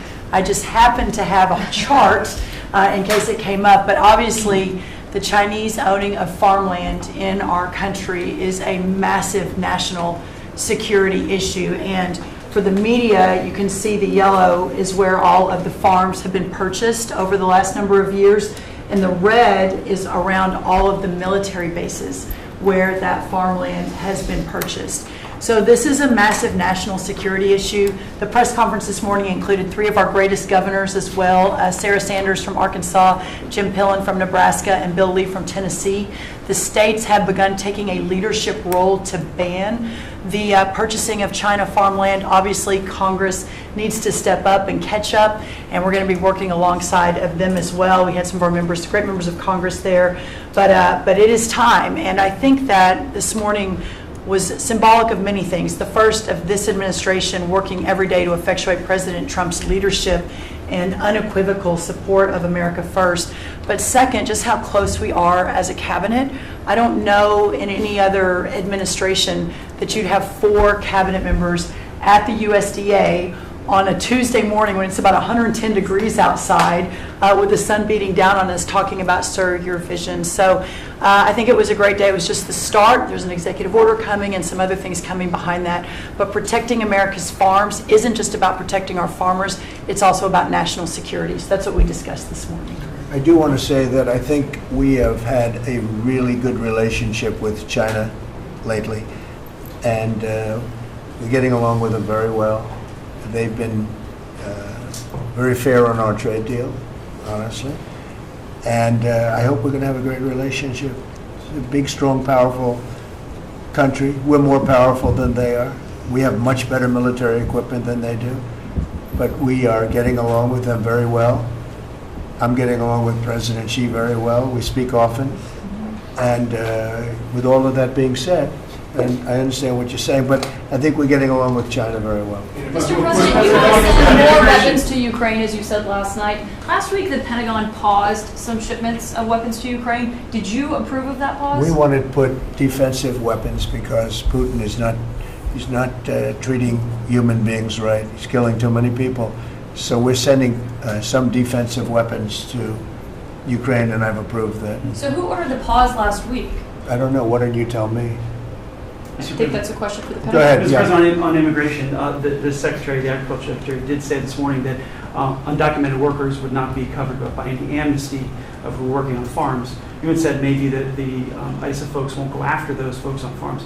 So which is it? There's no amnesty. What we're doing is we're getting rid of criminals, but we are doing a work program. Do you want to explain that, please? Yeah, this morning we talked about, of course, this was a top of mind question. This morning we talked about protecting the farmers and the farmland, but obviously this president's vision of no amnesty, mass deportation continues, but in a strategic way, and then ensuring that our farmers have the labor that they need. Secretary Chavez-DeRimmer has been a leader on this. Obviously, this comes out of the Labor Department, but moving toward automation, ensuring that our farmers have that workforce, and moving toward an American workforce. So all of the above. We're going to give the farmers the people they need, but we're not talking amnesty. Lori, do you want to say something about Yeah, thank you, Mr. President. On this, thank you, Secretary Rollins, how important this is never to displace the American worker. What the Department of Labor is doing is focusing on what the law entails now, being more modernized, more streamlining, to work through the H programs. We're going to have a concierge approach to that, where we have developed a new office to answer the need of our farmers and ranchers and producers, and not to displace the American worker, and follow within the law now. And that does not include an amnesty program at all. And we've seen that working, and we'll continue to have that roll out. On the other topics that we've somewhat talked about, the jobs numbers, Mr. President, 4 months in a row, we've seen those jobs numbers increase. That's an exciting time for our manufacturers. That was asked earlier. We know it's going to take some time, but through that deregulation process that Lee and I are working on as well, the Department of Labor has rolled out 63 new deregulations that we're going to be moving through. In the first Trump administration, it was successful with over 30. We've just rolled out 63 new ones in order to double down on those manufacturing companies, to let them know that we have signaled through this process that we will assist them in getting the workforce that they need. It's an exciting time. That one big beautiful bill, that was the signal to my former colleagues in Congress to get this done. It's been an important time. I spent time on the ground visiting 7 states in 9 days prior to that bill being passed, because it was the most pro-worker piece of legislation that we will ever see really in this country right now. No tax on tips, no tax on overtime, no tax on Social Security. That matters to the American worker, because we don't want to take their money and give it back. We want them to keep more of their hard-earned dollars in their pockets currently, and that's what they're excited about. And as I move forward with this tariff talks, I heard a company, orthopedic company in Indiana, say to me, for the first time since you have taken office, Mr. President, their increase in their bottom line by 8% since these tariff talks have happened. Not one company has said the president is not doing a good job. These tariff talks are working. They're feeling it on the ground. The media has told a false story because what's happening on the ground is positive, and that's what we're seeing in these jobs numbers. So I really, through the Department of Labor, to come in behind all the secretaries and build this workforce is going to be key to the American worker. So thank you for what everybody did this last week. The One Big Beautiful Bill is a doubling down of this, and we're going to see these workers start to grow. And that apprenticeship program is going to be working. That's We'll right. have It's that gonna be million great. apprentices across the country. We, as you know, we're building plants all over the country now, which you weren't building any plants 4 years ago. You weren't building anything. But those plants, when they open up, it's going to be, you'll see numbers like you haven't seen ever. I don't think in history you'll never see numbers like what we're going to see in the very near future. Many of them are building the plants. Some are just starting right now. You know, it's a brand new administration. But, and they wouldn't be here except for two things: November 5th, the election, and the tariffs. And frankly, I guess the election was more important because of the tariffs. I mean, another person wouldn't have done this. But they're coming in because of the tariffs. They have to, they're not going to pay 25, 30, 40, 50%, 70 and 100%. And we'll be announcing something very soon on pharmaceuticals. We're going to give people about a year and a half to come in, and after that they're going to be tariffed if they have to bring the pharmaceuticals into the country, the drugs and other things into the country. They're going to be tariffed at a very, very high rate, like 200%. We'll give them a certain period of time to get their act together. But they were all here now. They all left. They went to other places because we allowed, people that sat in this room allowed it to happen. And I don't allow it to happen. The people in this room don't allow it to happen. So we're going to be announcing pharmaceuticals, chips, and various couple of other things, you know, big ones. We did steel, as you know, they're 50%. We did aluminum, 50%. Lumber just came out. Why don't you announce copper? And we did cars. And now, today we're doing copper. Copper and aluminum. What would that tariff be on? The section of tariff? I believe the tariff on copper, we're going to make it 50%. 50%. Any breakthroughs in See, I'm glad he Gaza? didn't question it. Any I sort of said- I just sort of thought, what would that be? A quick one. I didn't have much time, but he agreed with me. That's why he's Howard. Any breakthroughs on Gaza with the Prime Minister, and there's reports that you're meeting with Netanyahu again tonight. Is that Yeah, I accurate? am. He's going to come over again tonight. We're talking about Gaza, mostly Gaza right now. It's he's been very unfairly treated. I think what they've done to him in Israel is very unfair, having to do with this trial. You know, he's a wartime prime minister, had an unbelievable outcome, and I think he's been treated very unfairly. But he's coming over later. We're going to be talking about, I would say, almost exclusively Gaza. We got to get that solved. Gaza is a tragic. It's a tragedy. It's a tragedy. And he wants to get it solved, and I want to get it solved, and I think the other side wants to get it solved. Steve, could you talk on that, please? We're in proximity talks now, and we had 4 issues, and now we're down to 1 after 2 days of proximity talks. So we are hopeful that by the end of this week, we will have an agreement that will bring us into a 60-day ceasefire. 10 live hostages will be released, 9 deceased will be released. We're meeting at the President's direction with all the hostage families to let them know, and we think that this will lead to a lasting peace in Gaza. And you're doing a good job. It's a tough one. It's a tough one. A lot of hate, you know, it's called long-term hate, but we think we're going to have it solved pretty soon, hopefully with a real solution, a solution that's going to be holding up. And can I follow up? This is, I think, the first cabinet meeting since Elon Musk has not been a special government employee, not here anymore. He's now saying he's going to create a third political party. Are you worried about the impact that could have? No, I think it'll help us. It'll probably help. Third parties have always been good for me. I don't know about Republicans, but for me. Are you second guessing any of the cuts that Doge made? Since you described him as off the rails. Look, we cut hundreds of billions of dollars with Doge. We could have done it differently. I would have done it differently a little bit, maybe, but it was something that we saved a lot of money. You can always second guess. I guess some of the people in this room maybe would have done it slightly differently, and some would have done it exactly the way it was done. But it was dramatic, and it was important, and we found a lot of things like billions of dollars given to people for environmental protection where they had $100 in the account, like in Atlanta, Stacy. And then you had another one with 20 billion here, and 20 billion here, and 2 billion here, and 15 billion. And Lee, you might want to mention just a couple of those things. We really got because of Doge. At the Trump EPA, the one big beautiful bill was filled with many big beautiful wins for the taxpayer. It delivered a sledgehammer to the Green New Scam. Billions of dollars rescinded.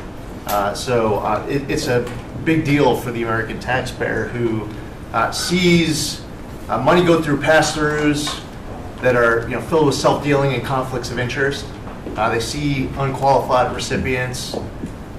They see reduced agency oversight, and they want accountability with their tax dollars, and they got it. So in the example of the Stacey Abrams connected NGO, they received $100 in 2023. They got $2 billion in 2024. They had to complete training on how to develop a budget that was put into their grant agreement. They, out of nowhere, started paying a CEO $800,000, a COO $450,000, 22 people making over 150 grand. Out of nowhere, this is tax dollars. So money go through pass-throughs, through other pass-throughs, through other pass-throughs, and we lose oversight over it. And you see that it's going to former Biden officials, it's going to former Obama officials, it's going to Democratic donors. And we're not here saying we want to take money from a left-wing NGO and give it to a right-wing NGO. We want to give it back to the taxpayer.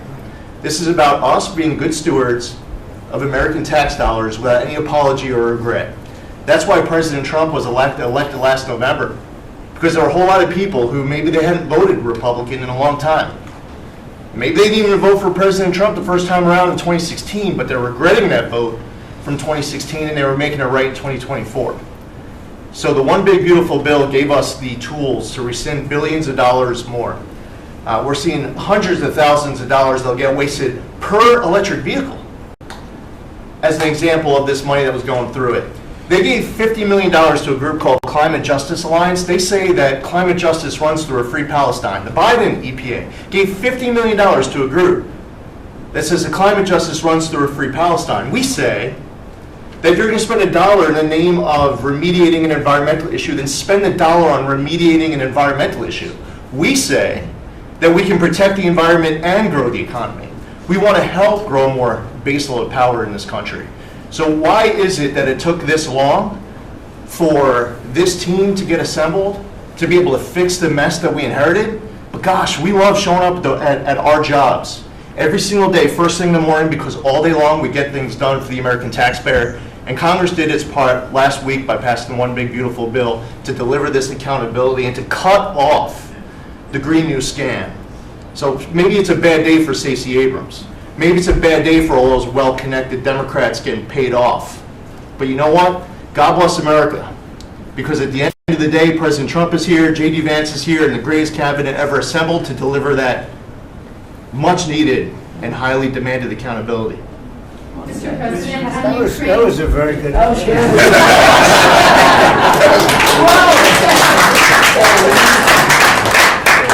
And that's from the heart. That's from the heart. On Ukraine, the Ukrainians have asked the International Court to go after Russia for using toxic chemicals in the fight. Germany and Germany and the Netherlands have had intelligence saying that. What does U.S. intelligence believe, and what do you believe about the use of chemical weapons? And would you agree that that's a case for the court committee? Well, I'd ask John maybe to discuss it if you'd like, John. Well, Mr. President, obviously chemical weapons, if it's documented in its use, it's illegal. It's against all international laws of armed conflict and treaties. And obviously I can't share in this room with this audience the intelligence that I can share with you privately, but obviously you're not going to stand or allow for any violations of international law by anyone. That's right. Thank you. Could I ask Sean to Department of Transportation, Sean Duffy, former great congressman, very popular, decided to go out and make a couple of bucks. He made a lot. Then he got bored with that, though. He likes serving people better, the people. And could I ask you to just discuss a very important subject to me, and that's the modernization of our equipment at airports so that planes aren't crashing into each other and bad things don't happen. It should have been done many years ago. We were going to do it, and then the election precluded that, unfortunately, but we're doing it now. Could you tell them where we are? Yeah, if I could start with Newark. You guys all covered what happened in Newark. We had outages for a couple of 30-second outages a couple months ago. We have, in 2 months, Mr. President, it's historic speed, laid new fiber lines for communication and tested those in the next month. So those new lines for the Philly Tracon that controls the Newark airspace, they're up and running, lightning fast speed. June was the most on-time June ever in the history of Newark for air travel. So that's going incredibly well. By the way, we shouldn't have dealt with this because Joe Biden and Pete Buttigieg had moved the center from New York to Philadelphia. They didn't test the lines. They didn't do the work, which is what brought us all these problems. But in the big beautiful bill, we got $12.5 billion. This is a historic investment in air traffic control. And so what the money is going to allow us to do is move from copper to fiber all over the country. So new copper lines. We think we can do that in a year and a half to 2 years. We have radar that dates back to the 1950s, some of it from the 60s and 70s. We get brand new radar across the country as well. We have some infrastructure money to build TRACONs and centers, the en route centers that control the traffic across the country. So this is a massive new start to rebuild air traffic control. And again, this is dilapidated. Americans think that their government takes care of them and makes the investments that are necessary to make the country work. And for 30, 40 years, the investments weren't made. And so under your leadership and direction, we are making those investments. And per your direction, right now we are interviewing what we could call a general contractor or an integrator. One company to manage. It's a massive project. The FAA is not qualified to manage this kind of a project. So we are now going through the process of finding who that one company will be to manage the whole project. We'll interview those companies together and make that selection. So we'll write one big beautiful check to one beautiful company that'll be responsible for this whole build. But if I can just make one last point, this is not enough money. We're going to need more. But this is a massive new start, the biggest investment. We'll need some more money on top of it, but a great start from the big beautiful. It's a starter. It was very important to us. And just to cover that, there have been accidents, and my pilots, I would often hear them say, "Oh, good," and they would use a different system, a different country to land in New York. They'd use the radar and other things from a different country. I said, "What's that?" He said, "Oh, our system is so bad." And I knew that. We were all set to start, and Buttigieg came in, and what they did was so crazy because they hooked it copper into fiber, into steel, they had all different systems. They had hundreds and hundreds of contractors, different contractors for different airports. They spent billions of dollars, and they made the system worse because you can't hook copper into fiber. It doesn't work that way. You just can't do it. It's not doable, but they tried to do it. Didn't work out too well. And in the end, it was just a complete disaster. We want to have one great company. Now, Raytheon's going to bid, IBM's going to bid. We have 5 or 6 bidders that really are good and do this stuff. And we want one, because I know about overruns. I look at the railroad out in California, headed up by one of the worst governors in our country, who I used to get along with actually, but he's just, when you lose 25,000 houses and you would have had your cities burned down. If we didn't step in, Los Angeles would have been burned to the ground. But you look at that, and I said, I really know how to build, and you got to have one guy, one contractor, one great one, whether it's IBM or Raytheon is good, but you have 4 or 5 of that are really, really great, and they're all bidding against each other. But you don't want to have one doing the wire and one doing the digging and one doing the demolition and then they're all saying they all blame each other because they're saying they were late and therefore you have to pay me millions of dollars more money. I know the system so well, and we're going to have a great company do the whole thing. We're going to get a fantastic price. Maybe we'll get them, they're very big and very strong, and maybe we'll get them to make a contribution toward getting it done at the right price. But we're going to have a great system. When we finish, we will have the best system on earth, done by one of the 2 or 3 best companies. There are only a few companies can do this. This is not. But if you would have seen what this other group did, they were going crazy. They had, I heard 3,000 contractors. And then when it all came together, guess what? It didn't work. It's a disaster. So we're going to have in a pretty short period of time, it'll take us about 2 years to build it.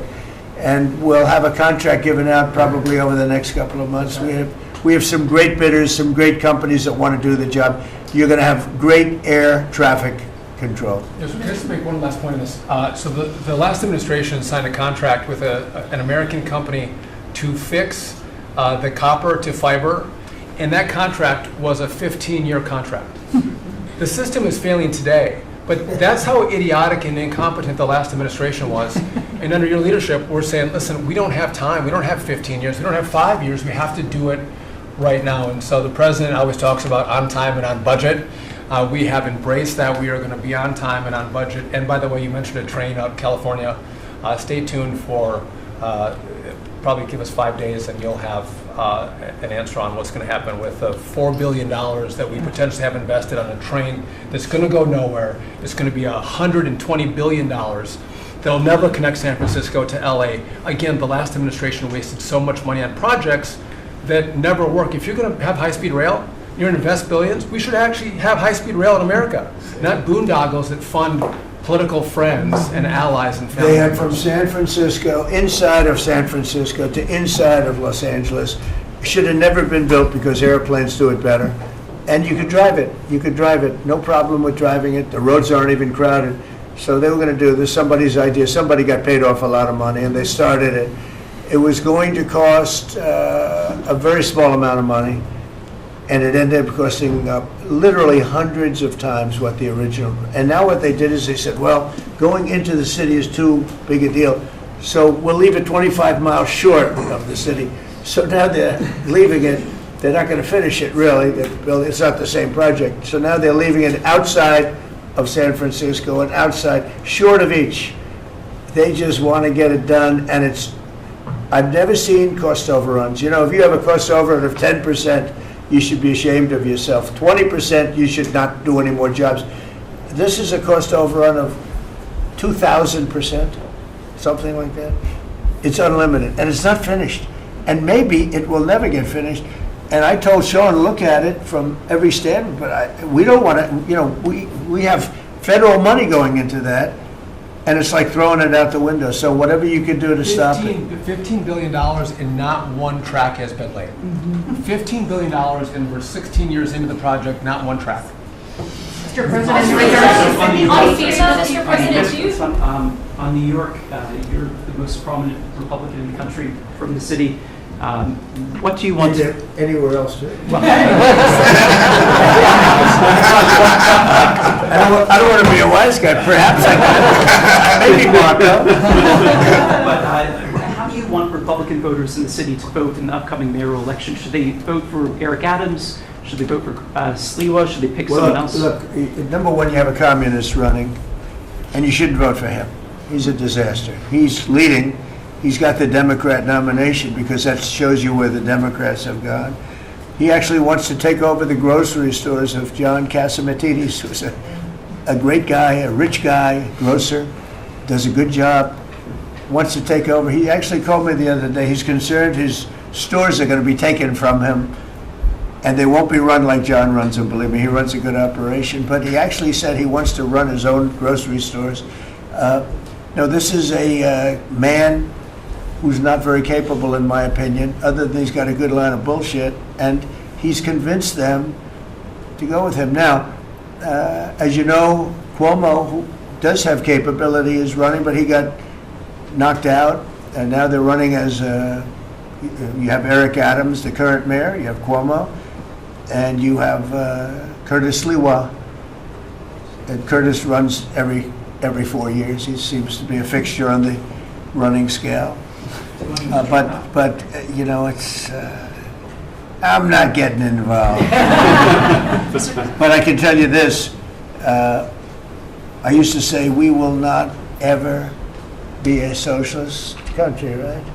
Well, I'll say it again: we're not going to have if a communist gets elected to run New York, it can never be the same, but we have tremendous power at the White House to run places when we have to. We could run D.C. I mean, we're looking at D.C. We don't want crime in D.C. We want the city to run well. Susie Wiles is working very closely with the mayor, and they're doing all right. I mean, in the sense that we would run it so good, it would be run so proper, we'd get the best person to run it. The crime would be down to a minimal, would be much less. And, you know, we're thinking about doing it, to be honest with you. We want a capital that's run flawlessly, and it wouldn't be hard for us to do it. And we've had a good relationship with the mayor, and we're testing it to see if it works. But New York City will run properly. We're going to bring New York back. I love New York. You know, I loved New York for a long time. Then we had a bunch of crooked people in there. You have an attorney general who's a total stone cold crook, New York State, Letitia James, a total crook. All they do is want to go after political opponents. They do what's ever expeditious for them. She's the one that took out Cuomo because she wanted to run for governor, and then she ended up getting 1% of the vote. She polled at 1%, she dropped out, went back to attorney general. You have a lot of crooked things going on in New York. We're going to straighten out New York. Maybe we're going to have to straighten it out from Washington. But when I see a communist who has actually gotten a Democrat, pretty much gotten the Democrat nomination, they also went to that new form of voting, which is a beauty. You go in there in third place, you come out in first. That's that form of voting that they have gone to. You know what I'm talking about. It's not too good. We're going to do something for New York. I can't tell you what yet, but we're going to make New York great again also. We're going to make it great again with the country. What we've done in this country in the last 6 months, nobody has ever seen it. And I told the story, the King of Saudi Arabia, I was over there. They gave us $5.1 trillion between Saudi Arabia and UAE, Qatar. 3 stops, $5.1 trillion coming into our country as an investment, biggest investment ever made. And it's all going to good stuff. I mean, all real big, good stuff. Energy projects, big things. But they all 3 told me essentially the same thing. We thought your country was dead, and now you've got the hottest country in the world. We're right now riding the hottest country. We all, and you can all be proud of it. We're in the hottest country. This is the hottest country in the world. There's nobody close.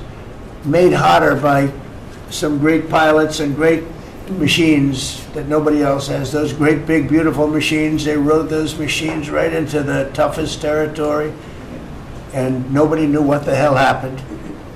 And then they hit their targets perfectly, and it was complete and total obliteration. And that's why that war ended, Steve. They told me that's why the war ended. The war ended when they saw that, it was over. And we're very proud of it. But we have the hottest country in the world right now, from a country that was close to dead. And if I didn't win, if you would have had the other person win, we all know who she is, whether it was she or Biden, they're the same. He may have been more competent than her, and that's hard to believe, right? But if you had that ideology in, I don't believe you would have had a country anymore. I think you would have had a country that was broken up. But we had a dead country, now we have the hottest country in the world, and everybody knows it, and everybody said it. Mr. Vice President, do you have anything to say? Well, thank you, Mr. President. I just want to say that I'm very proud of the whole team. I think everybody has worked together. You see Pete and Marco and Steve working on some of the diplomacy, Christy and Pam working on the border. We just have a really solid team, and we've done a lot of good work. And in particular, I want to congratulate the White House staff led by the President on getting the One Big Beautiful Bill passed. I was personally skeptical, sir. I never told you this, but I was skeptical we'd be able to get that thing done by July 4th. We did it because we worked together and we worked very well. So it's an honor to be a part of it, but I'm really proud of you guys for doing a great job. The beautiful thing about it, it had something for everyone. That's right. Most people said it had to be broken into 7 bills. It's so big.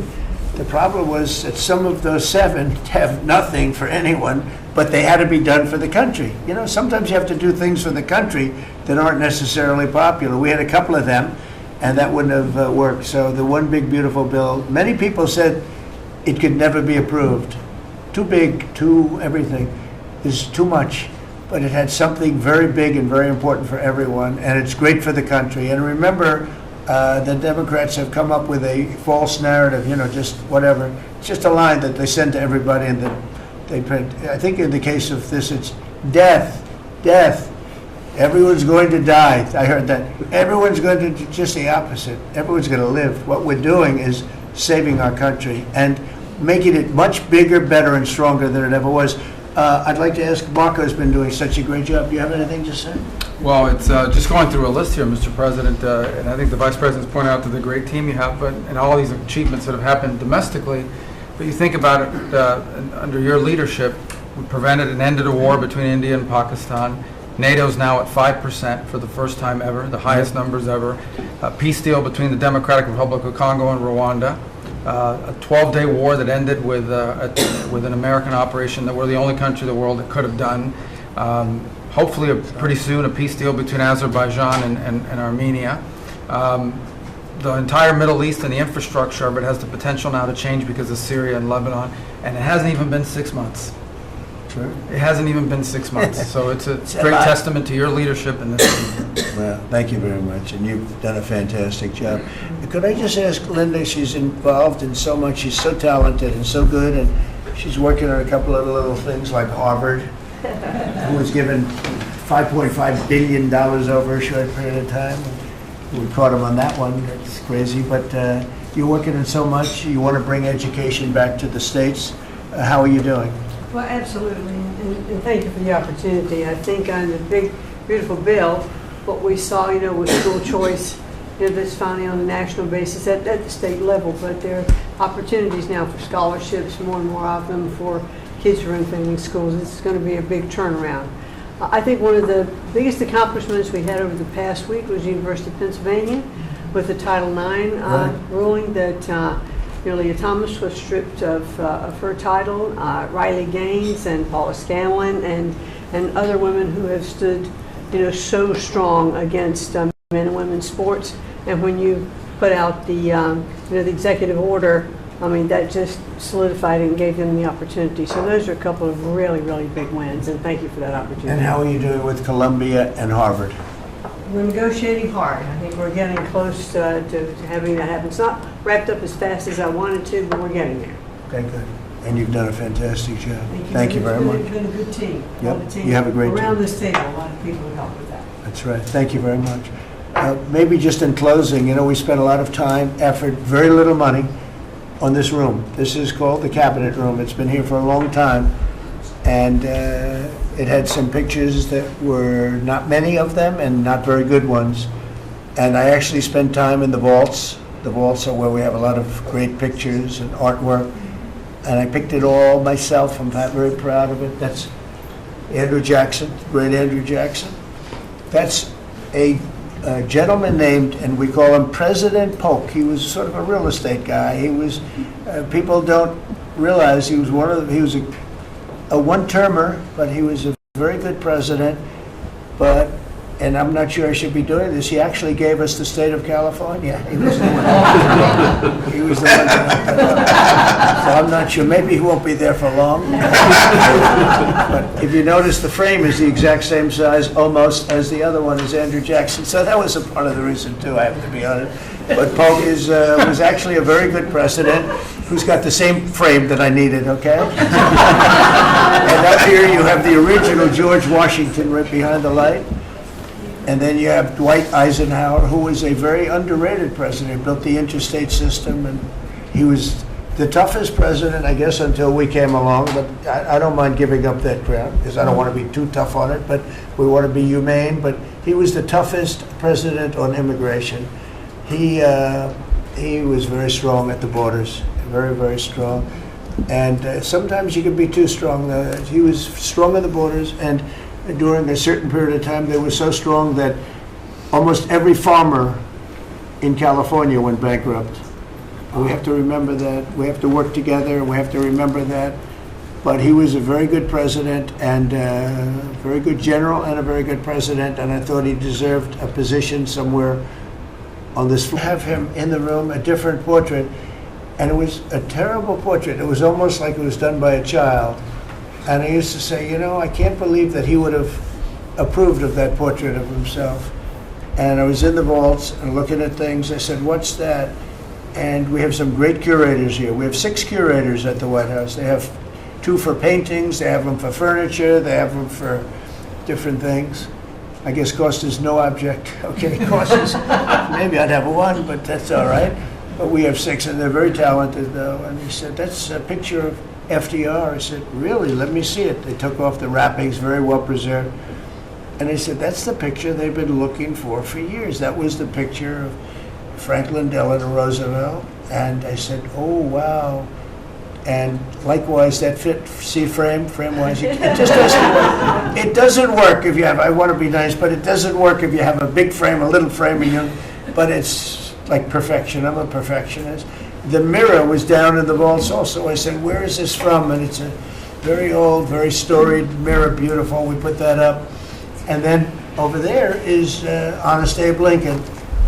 And that picture was in his bedroom. And we thought that this would be a very important place because this is where wars are ended. I'm not going to say wars are declared. I'm going to say wars are ended, okay? We'll be positive.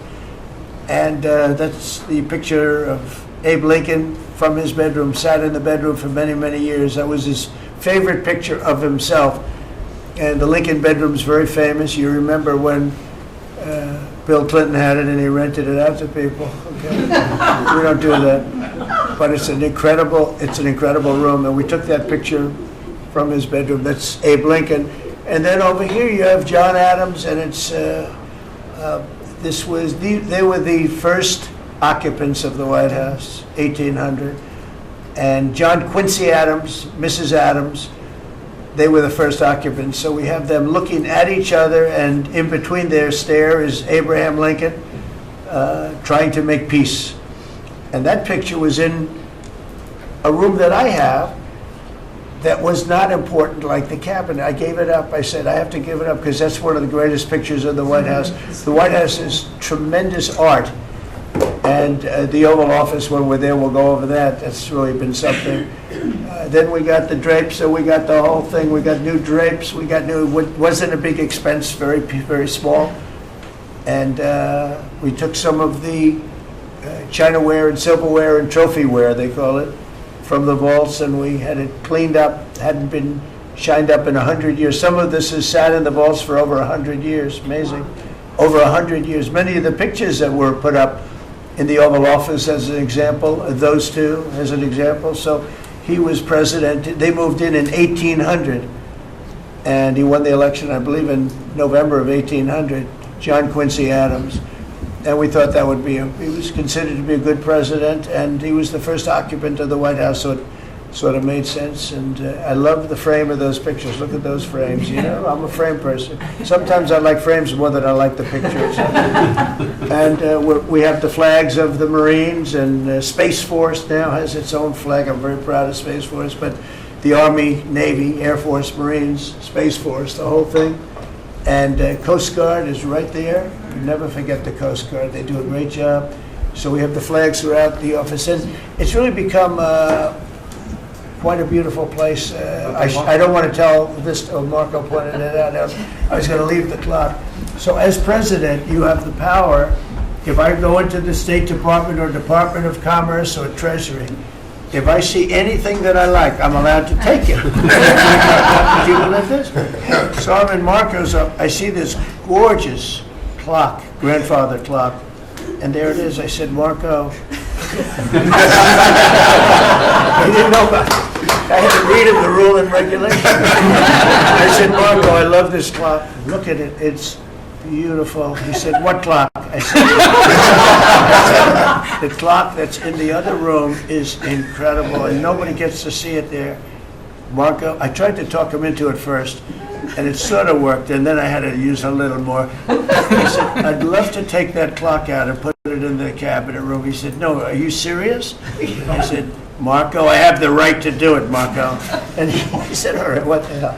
So that's his contribution to the cabinet room. But it's, by the way, it's an incredible clock. And you know, it's an important room, so you may see it again, maybe we'll move it back someday. Anyway, so that's pretty much it, but it really is great.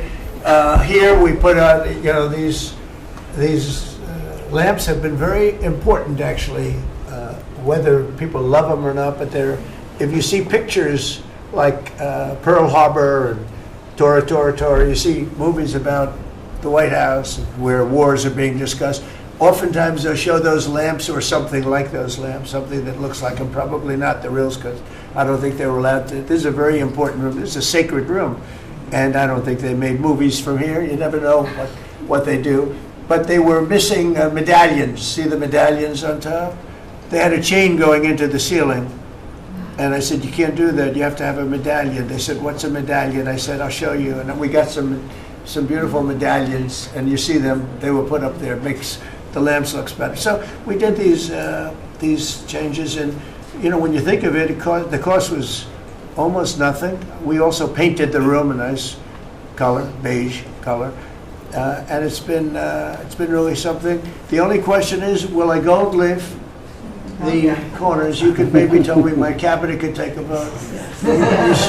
You see the top line moldings, and the only question is, do you gold leaf it? Because you can't paint it. If you paint it, it won't look good because they've never found a paint that looks like gold. You see that in the Oval Office. They've tried for years and years. Somebody could become very wealthy, but they've never found a paint that looks like gold. So painting it is easy, but it won't look right. And the question is whether or not we should gold leaf it. Linda, do you have an opinion? I gold leaf it. You like it the way? No, I gold leaf it. You'd gold leaf it? Yeah. Who would gold leaf it? Could I raise you? How about, would you gold leaf it? I was going to ask about McKinley, one of your favorite presidents. Well, McKinley was a great president who never got credit. In fact, they changed the name of Mount McKinley, and I changed it back because he should have been. The people of Ohio he was the governor of Ohio. The people of Ohio were very happy when I did that. I heard they were very insulted. They took the name of Mount McKinley off. That was done by Obama a little while ago, and I had to change it back. I changed it back. He actually was a great president. He was a president. He was the tariff, the most, I guess, since me. I think I'm going to outdo him, but he was a tariff president. He believed that other countries should pay for the privilege of coming into our country and taking our jobs and taking our treasure. That's the way he explained it. They took our jobs and they took our treasure, and for that they should pay. And he made them pay, and he built a tremendous fortune. In fact, in 1887, they had the Great Tariff Committee was set up in 1887 because our country had so much money, we didn't know what to do with it. And they set up a committee of, as they called them, elites, a term that we have to change because I think a lot of the people that are elites aren't elite. I think the people that aren't elite are elite, so we're going to have to maybe switch that around somehow. But they had a committee that was set up to spend the money because it was such a large amount of money. At that time, it was nobody had seen anything like it. And it all came in from tariffs. And people didn't pay tax. There was no income tax system. I told you that came back in 1913. That came back and lived well for a while. And then you had the Great Depression. And then later they tried to bring back tariffs, but the whole thing was, this was after the Depression. That was one of the great misconceptions. Is people like to say, "Oh, but it was during the." No, the country had a Great Depression, and then after the Depression, long after it started, they brought back tariffs to see if they could save it, but it took them really 25 years. When you say about 25 years to get out of the Great Depression, a lot of people don't understand that. But I thought it would be interesting for you to get a little view of this room. This is a very important room, very powerful room, great room. And we've done similar, but even beyond this, in the Oval Office. We brought back pictures of some of the great presidents. Many of them were in the vaults for over 100 years. Originals all, beautiful, beautiful things. And rather than sitting in a vault downstairs for 128 years, I thought we should display that. And we did that, I think, in a really good way. We've gotten very high marks.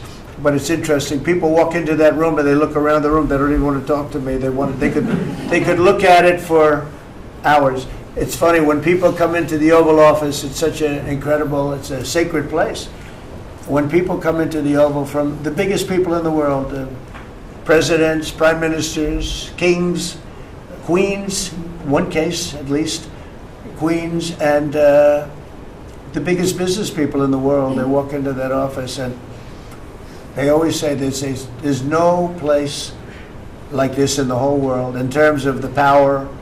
I mean, it's beautiful and all, but there are other beautiful offices. You have businessmen that have offices that are, full floors of office buildings, floor-to-ceiling glass, and they walk in there and they say, there's no place like this anywhere in the world. There's no place. And, it's what it represents maybe more than the physicality of the room itself.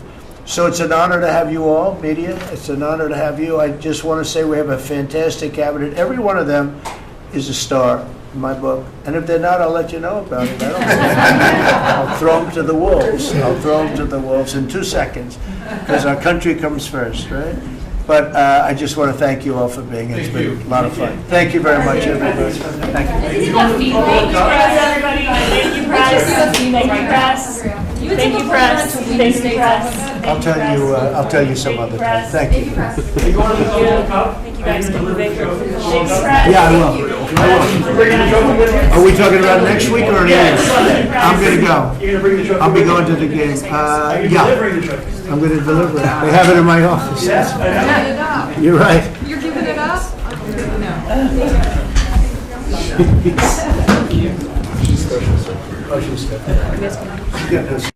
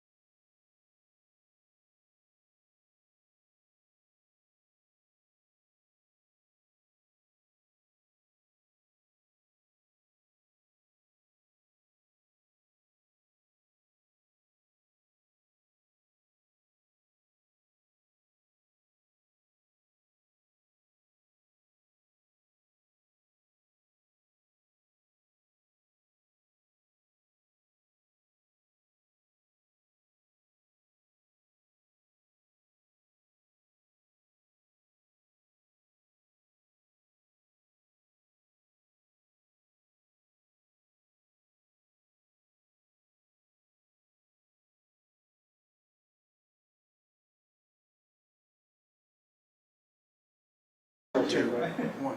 That's not the PA. Of course they Yeah, You do? King actually has this in his house. All right, let me put it here. Yeah, I got it. I'll give you the stuff. I'm on my. What's still my name? My God, Take us a minute.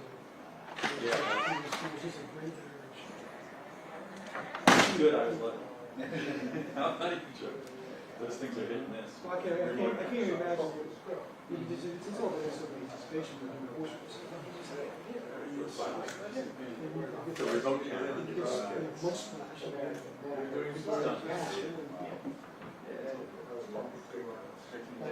Yeah, really good. I'm sure we'll. You call him? Yeah, it's not even answered, Mike, I can say. Say for the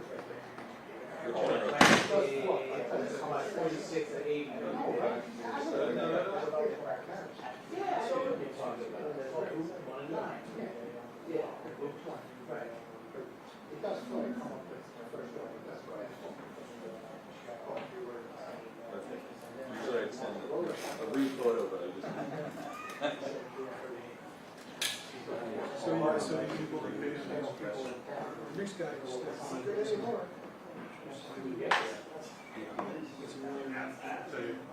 Zach was the weirdest stories. Our second and third next guy, St. John's. You know what, Jim? The tax over here, my sister's got one. This kids.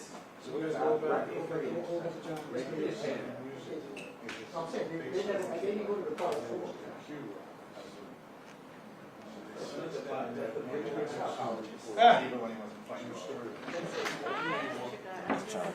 Child 2. Charles.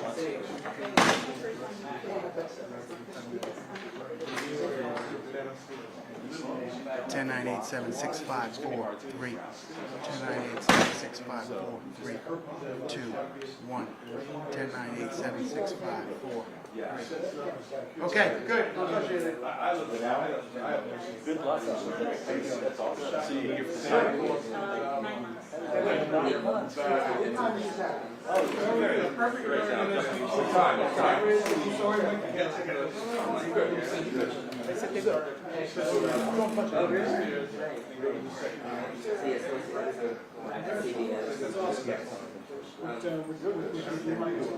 I'm going to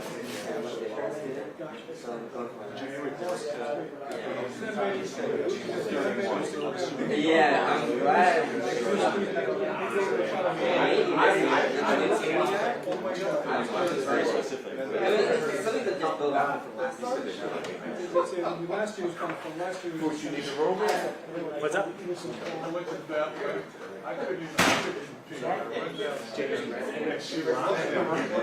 Or you just write it down. I'm worried about my flight. And I like swim trunks under this.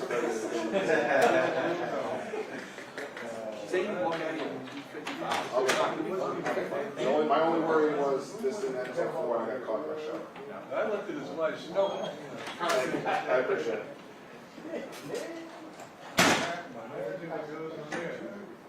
Yeah, I said, I guess you have to have. That was giving me 3 minutes. Hey, how you doing? You know what? Yeah. 10, 9, 8, 7, 6, 5, 4, 3, 2, 1. 10, 9. Crystal clear? Crystal clear.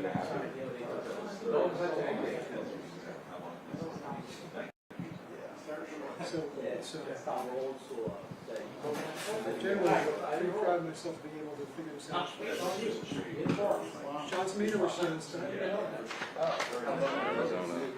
So if it's like oh, we've got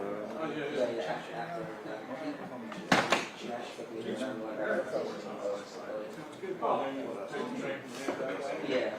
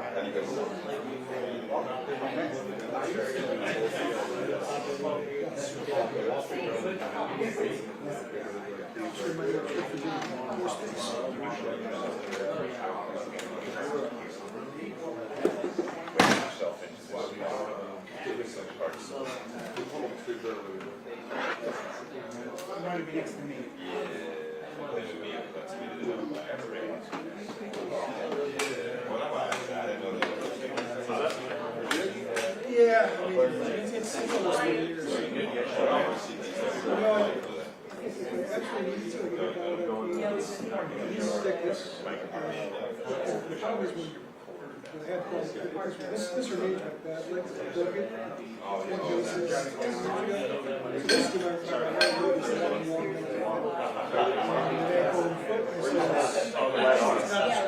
Dude, they switched ours. We're in the park empty now. I could have sworn this whole time I was in the car.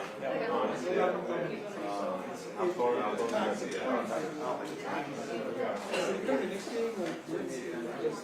our press box is huge. And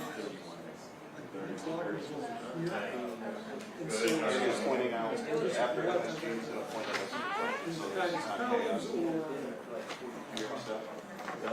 After the MSG's going first. He's gonna point.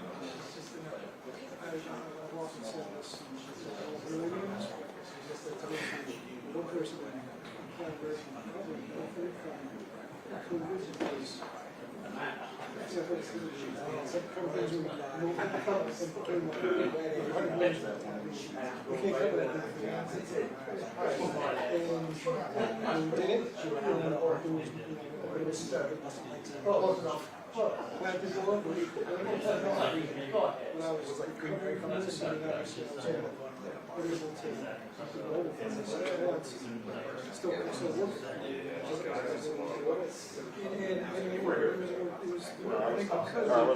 I didn't get your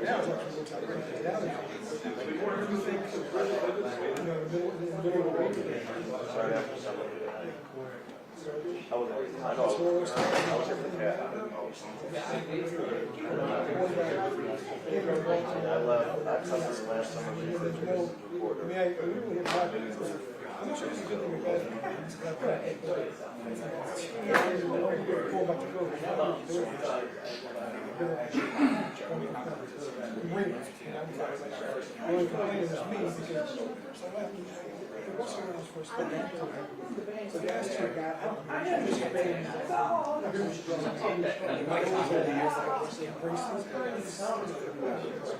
So,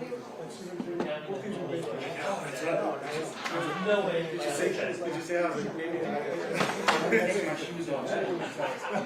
starts before the next round of playing. I was covering these guys in Teresa. So I actually, they wanted to go and write about this. So it was actually, you gotta do the next things in the morning and then go cover from the hotel. I didn't want to wake up. And that's what she was. She knows that's What do you say? We are annual athletics meetings.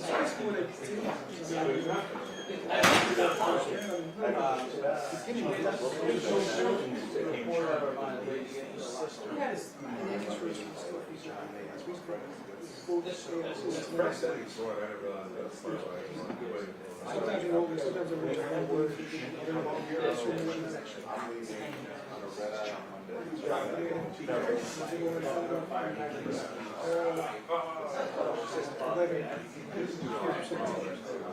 Also, is the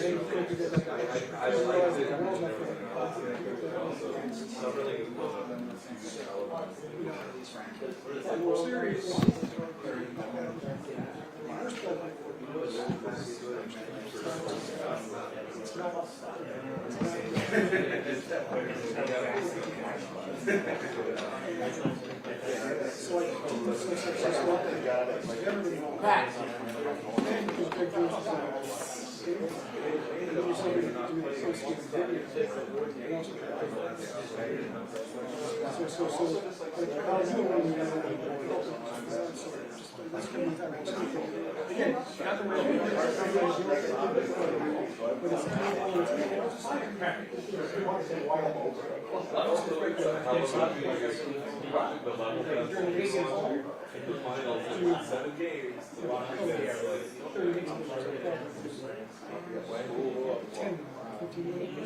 But then, I'm ready to go for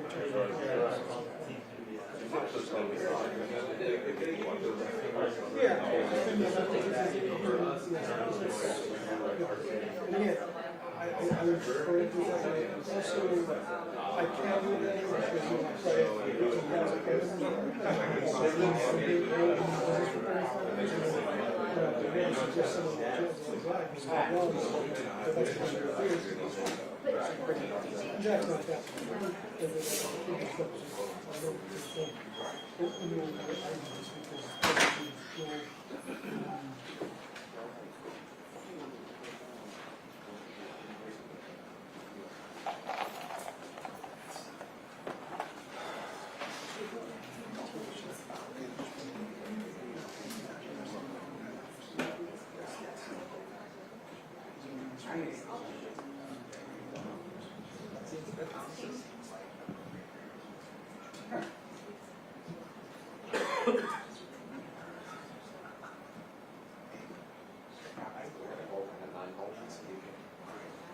Also, maybe we could tip show after tonight. On second thought. I really thought. And you do the little dance like they all did on. I really thought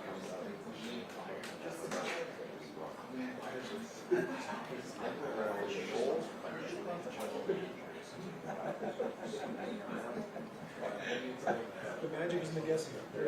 Is there going to be a press conference? I don't know.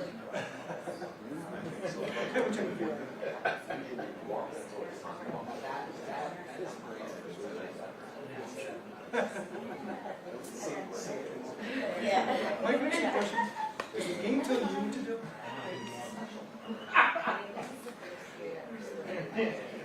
$5, anybody who asked that question.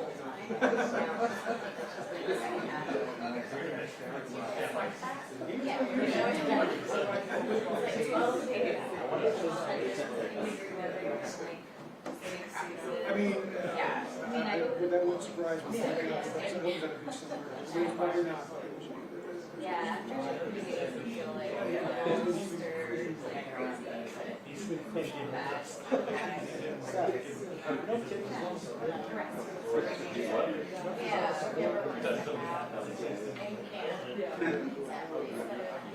If he's at somebody,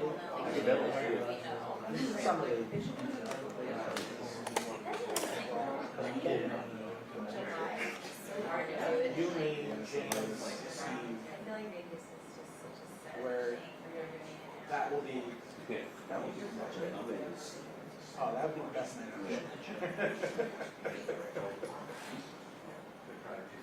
Although he doesn't drink it.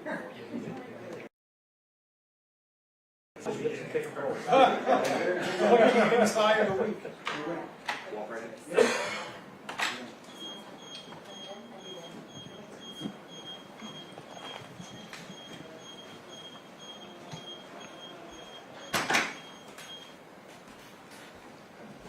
Thank you, everybody, for coming. First of all, I'd like to start by thanking Mr. Dolan, Leon Rose, for this incredible opportunity.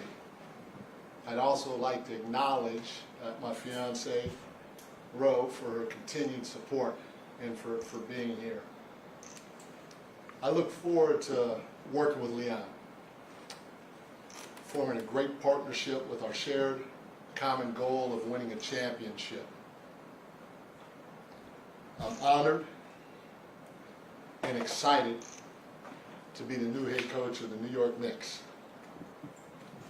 You talk about a historic franchise, Madison Square Garden.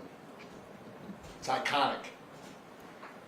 Our fans, they're the most knowledgeable and passionate, probably in all of sports. There's a lot of work to be done. We have an outstanding roster. What they did in the playoffs shows their potential. I've had great conversations with all of our players, and I'm looking forward to growing positive, strong relationships with all of them over time. Our goal, starting with Mr. Dolan, to Leon, to the players, all the way down to the fans, is to build a sustainable winning culture that produces championships. That's why I'm here. I'm fortunate to know what it takes to create that success. A lot of hard work, a high level of commitment,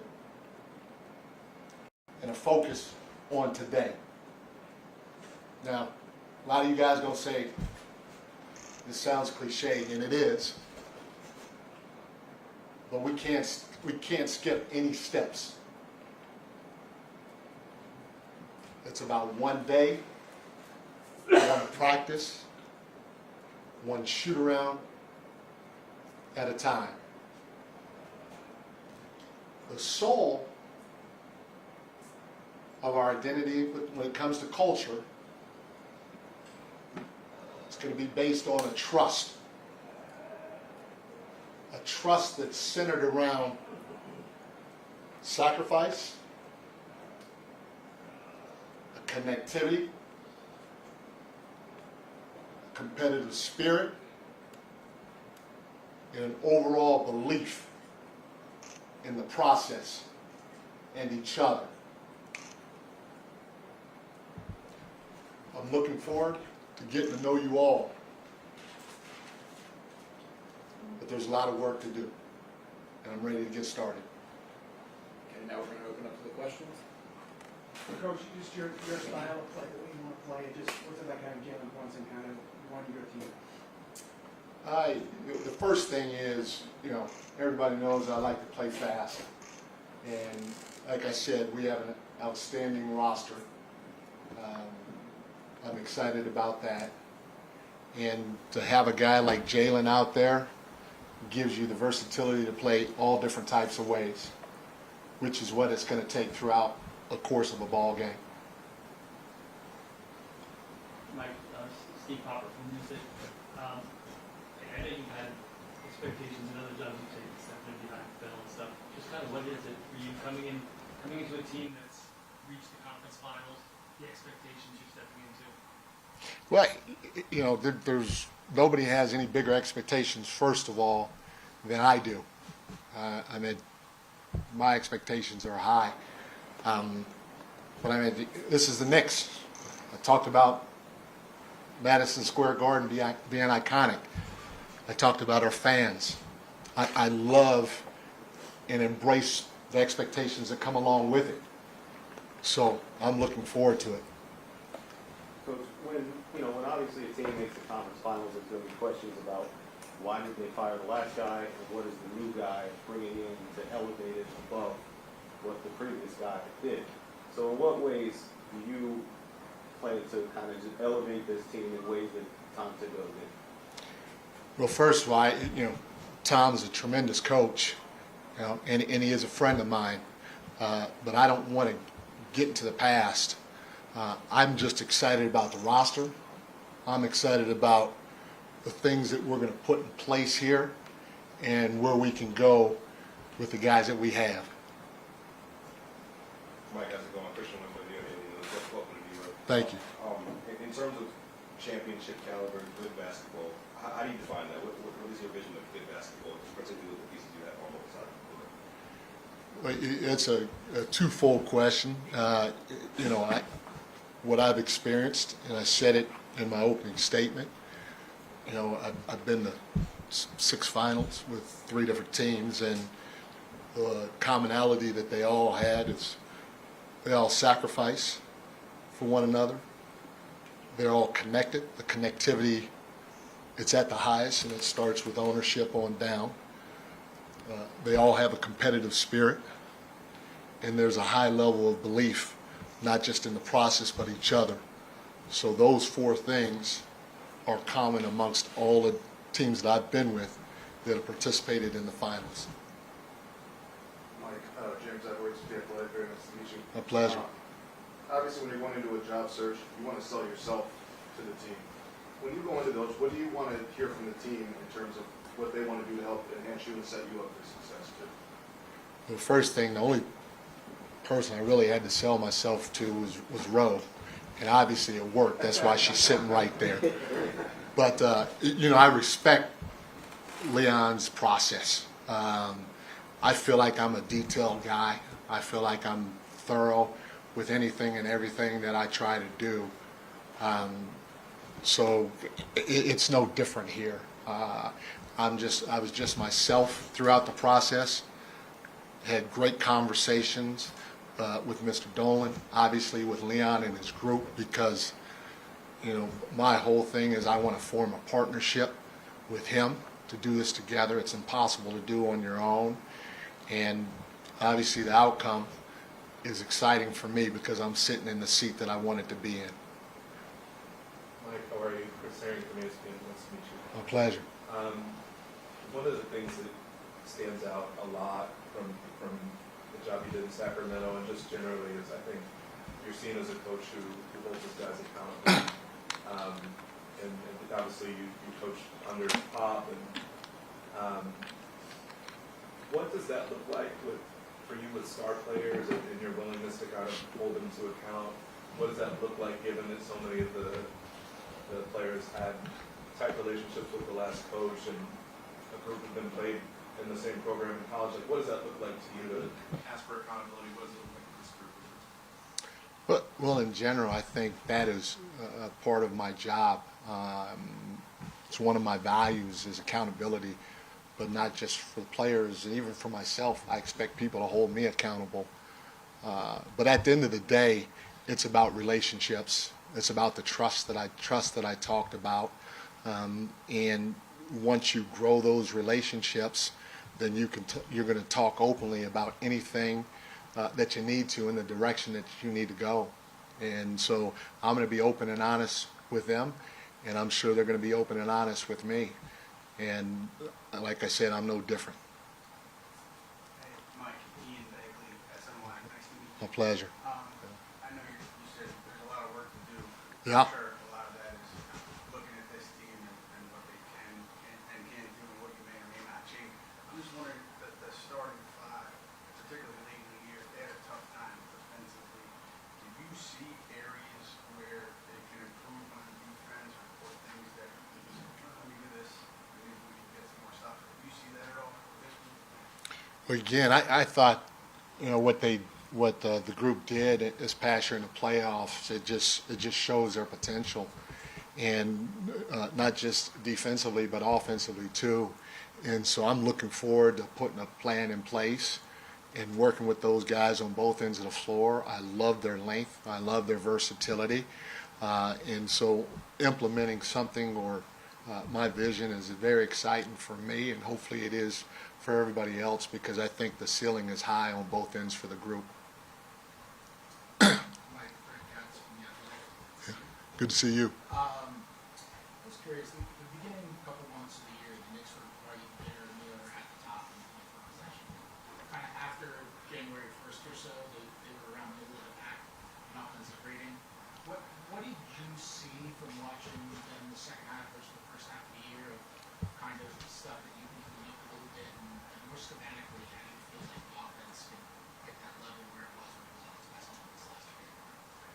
Like I said, I thought Tom Thibodeau did a great job, and the guys did a fantastic job last year.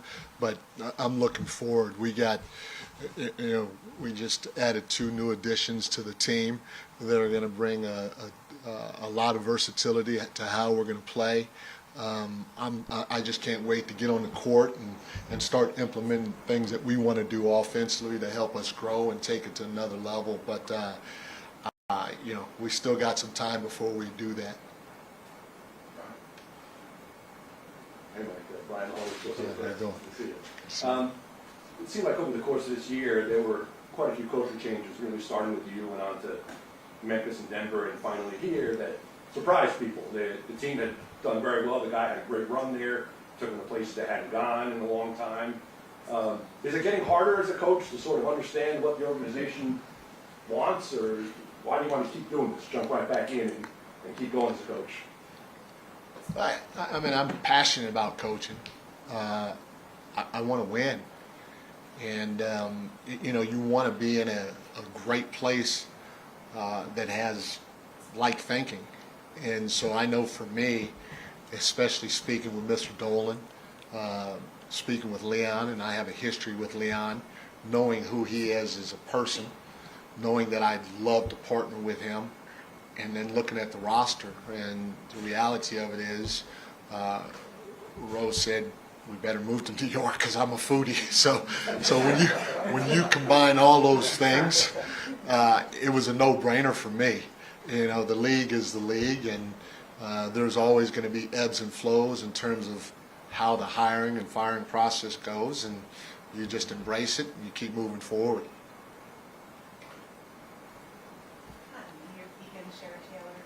Congratulations on the role. In Sacramento, your first year, ending the playoff drought. What do you bring from that experience here in your first year? I learned a lot, not just in Sacramento, but throughout my entire career. I'm a firm believer that if you don't evolve, no matter what profession you're in, I'm sure you guys feel it too, especially some of you guys that have been around for a long time. Okay, I'm not going to say any names. I'm just pointing out that way. I'm not saying any names, but for some of you guys that's been around a long time, and you feel the young bucks. I'm not pointing it or saying it. You feel the young bucks clawing at the back of your heels, and so learning, growing, evolving throughout the course of your time of where you're at is something that I'm a firm believer in, and I can't just pinpoint one thing, but I know I appreciate my time in Sacramento. I appreciate the fans there, and I appreciate the opportunity that Vivek gave me to run his team. I want to kind of piggybacking on that. And Okay. The idea of evolving. I mean, basketball has obviously evolved from when you first started as a coach to now. Just how have your views on basketball changed, considering how the game has evolved, and considering your experience around the bench in Golden State, you guys won a bunch of titles. Just how has your view on basketball changed with the game? It's changed in a lot of different ways. I mean, I can go far back. My first bench job was with the Washington Bullets. They were still called the Bullets back then, and we were playing at the Cap Center still in Landover, Maryland. And we had Chris Webber and Juwan Howard and Tracy Murray and all those guys, Tim Legler.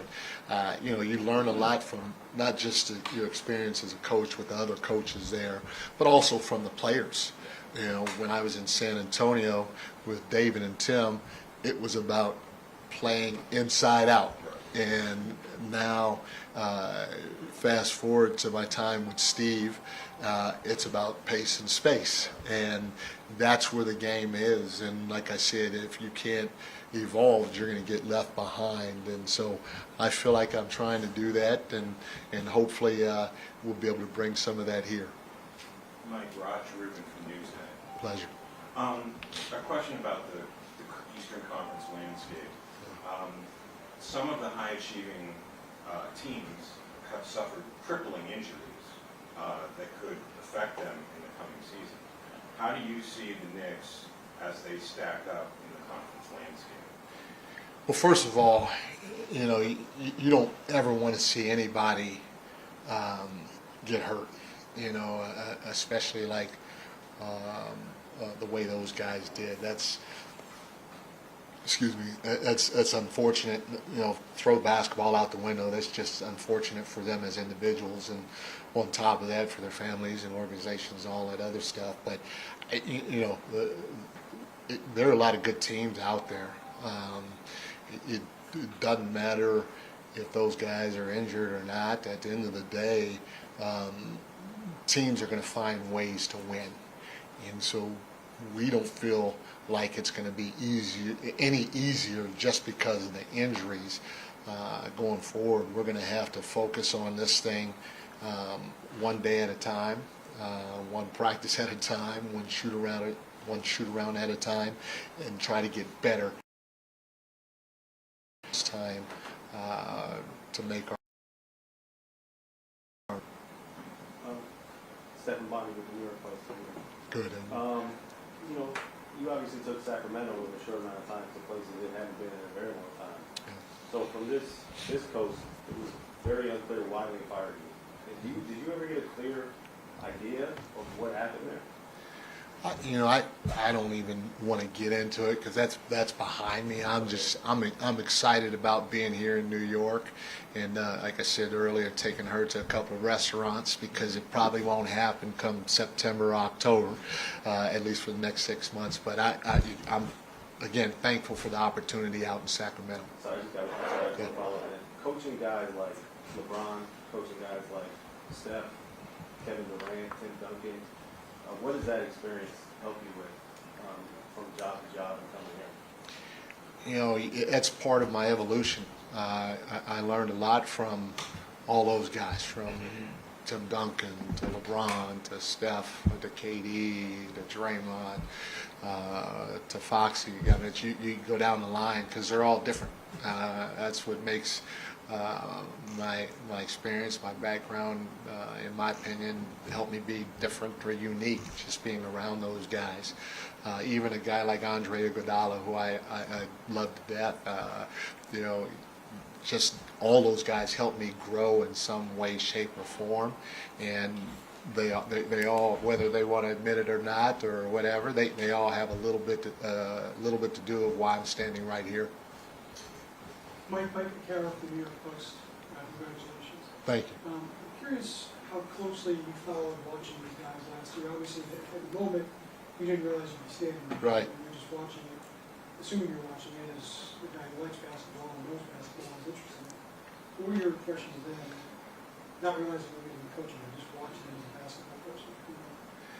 Well, again, watching them as a fan, which I did not just here, but with every team in the league. You know, you're excited. I said that they have we have an outstanding roster. You know, what they did in the playoffs shows their potential, and you know, I'm looking forward to getting to work with these guys. All right, we'll do a couple more, James. Mike, what are the first few days of getting a new job like? How soon are you talking to players? How soon are you trying to finalize your staff? Can you just take us through that process of from the moment you knew you would come here to today, I guess? Yeah, you know, it's a lot of that. You want to reach out to all your players. You want to start that line of communication going because at the end of the day, again, I go back to this is what you guys do. It's about relationships, and those relationships are some of the most important relationships that I'm going to have going forward. And so touching base with them, getting that process going, and then you know I want to be collaborative. I want to form that partnership with Leon. Again, I'm excited to do that with him, and so he and I we just started, you know, sitting down and talking about different ways to formulate a staff. So that's going to be a process that's ongoing, and who knows how long it will take. But those are a couple of things that you really start to dive into, as well as trying to figure out the landscape and all that other stuff when you get a job. Hey, Mike, just your thoughts, based on what you saw of Carlton and Mitchell Robinson, the idea of those two guys sharing together. You know, once I get my staff together and we dive more into it, We'll figure out, all those types of things. I'm excited that they're both on the team, obviously, because they're two different players. Mitchell's a vertical threat. Cat, as you know, is a space threat. And so to have the versatility that those two guys bring to the table is going to be a lot of fun.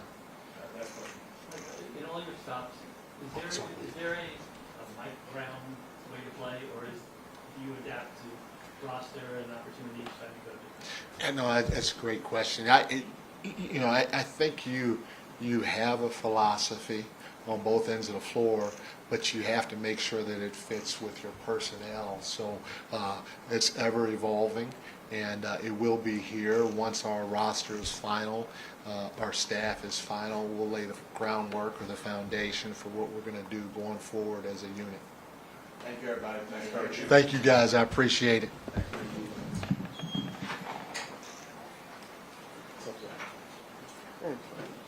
Good, man. How are you?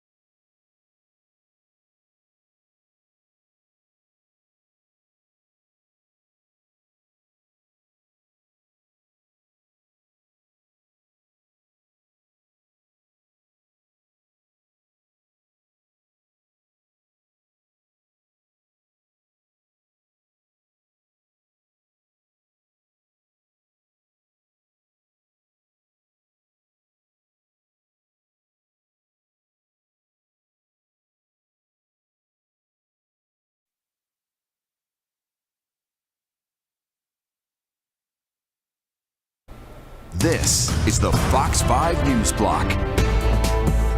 Well, a race against time. Texans are holding out hope as they continue to search for those swept away in the floodwaters. And dangerous heat gripping the tri-state, the sweltering day, coupled with the threat of thunderstorms and more flooding. Good afternoon. I'm Sharon Crowley. Welcome to the News Block. People are being urged to take precautions and stay inside to keep cool. And it's not just the heat threatening the area. Severe storms are expected to roll through this evening. Chief Meteorologist Nick Gregory is here with a busy forecast. Hey, Nick. Hi there, Sharon. We are tracking some thunderstorms now. Nothing severe just yet. However, the entire area is covered up with a severe thunderstorm watch, or most of the entire area here, again, except the mid-Hudson Valley. But this severe thunderstorm watch is going to run pretty much until 9 o'clock tonight. It does include New York City and moving into western sections of Long Island. So, again, something to keep in mind in that regards. We are, again, sort of watching this area of thunderstorm activity just off to the north, this little cluster that's been located up around New City. It seems to be weakening the last couple of frames. You'll see that here in the animation. So no severe storms reported just yet, but you can see sort of these building clouds that are out there, and you're going to see in the wide view here in a minute that there are more storms in Pennsylvania coming our way. Other issue is flooding. We do have a flood watch in effect. That's going to run till 2 a.m. Tomorrow morning. The potential, again, with this very humid air for some locally heavy downpours, again, that could cause some localized flooding in spots. And here's that heat advisory. That is also still in effect until 8 o'clock tonight, covering most of the area. Now also the lower Hudson Valley, just about all of Connecticut and out across Long Island. All right, it is hot. It is 98 at Newark right now. Low 90s to White Plains and Midtown, mid 90s to the shore. High 80s even across Long Island, low 90s into Connecticut. And these dew point numbers are in the lower 70s to some mid 70s, awfully humid. So this is what it feels like on your body now, feeling like 106 at Belmar, 104 at Newark, over that triple digit heat there in the Hudson Valley moving into southern Connecticut. So big issues there. Again, here's the wide view. Here's the showers and storms that we'll be watching for later on. They're flaring up and definitely will be coming our way. As we take a look at our futurecast, you'll see that being the story overnight, those locally heavy downpours, really for about the first half of the night or so. Tomorrow we'll start out with some sunshine combining with clouds, a couple of showers and storms fire in the afternoon, but it's again tomorrow night on into Thursday, as you'll see with this computer model showing potential for more showers and storms and some locally heavy rainfall, although it'll be cooler those days, but still awfully humid. Sharon? All right. Thanks, Nick. We'll keep an eye out. Well, search efforts still underway in central Texas after catastrophic and deadly flash flooding there. Here's what we know right now. At least 104 people are dead, including 30 children. 27 campers and counselors who died are from Camp Mystic, the all-girls summer camp there, and 5 campers and 1 counselor are still missing. Texas officials say they have searched 26 miles of the Guadalupe River, making more than 400 rescues. They also spoke about the process of recovering those who are lost. We've got these large pile of debris, and with our canines and you know, when we're trying to make these recoveries, these large piles can be very obstructive, and to get deep into these piles is very hazardous, and those specialized teams have to go in there layer by layer because our first responders, also the safety of them is concerned. So it's extremely treacherous, time consuming. Well, during the press briefing there, questions were raised about the emergency alert system, which Texas officials deflected and didn't answer, at least not yet. And as the recovery efforts continue, Texas residents are getting a clearer picture of the devastation. Fox's Rebecca Castor is in Kirk County. As the Guadalupe River recedes here in central Texas, people are getting a first look at some of the damage, while others are still searching for loved ones. Days after water slammed into cabins along the Guadalupe River, the search for the missing continues at Camp Mystic. The all-girls Christian camp lost more than 24 campers and counselors in last week's devastating floods. We're so grateful and thankful for all the resources that have been provided to us to do this job. You know, and I can assure you we will not stop until this mission is complete. The flash flooding hit in the early hours of the morning while many were sleeping.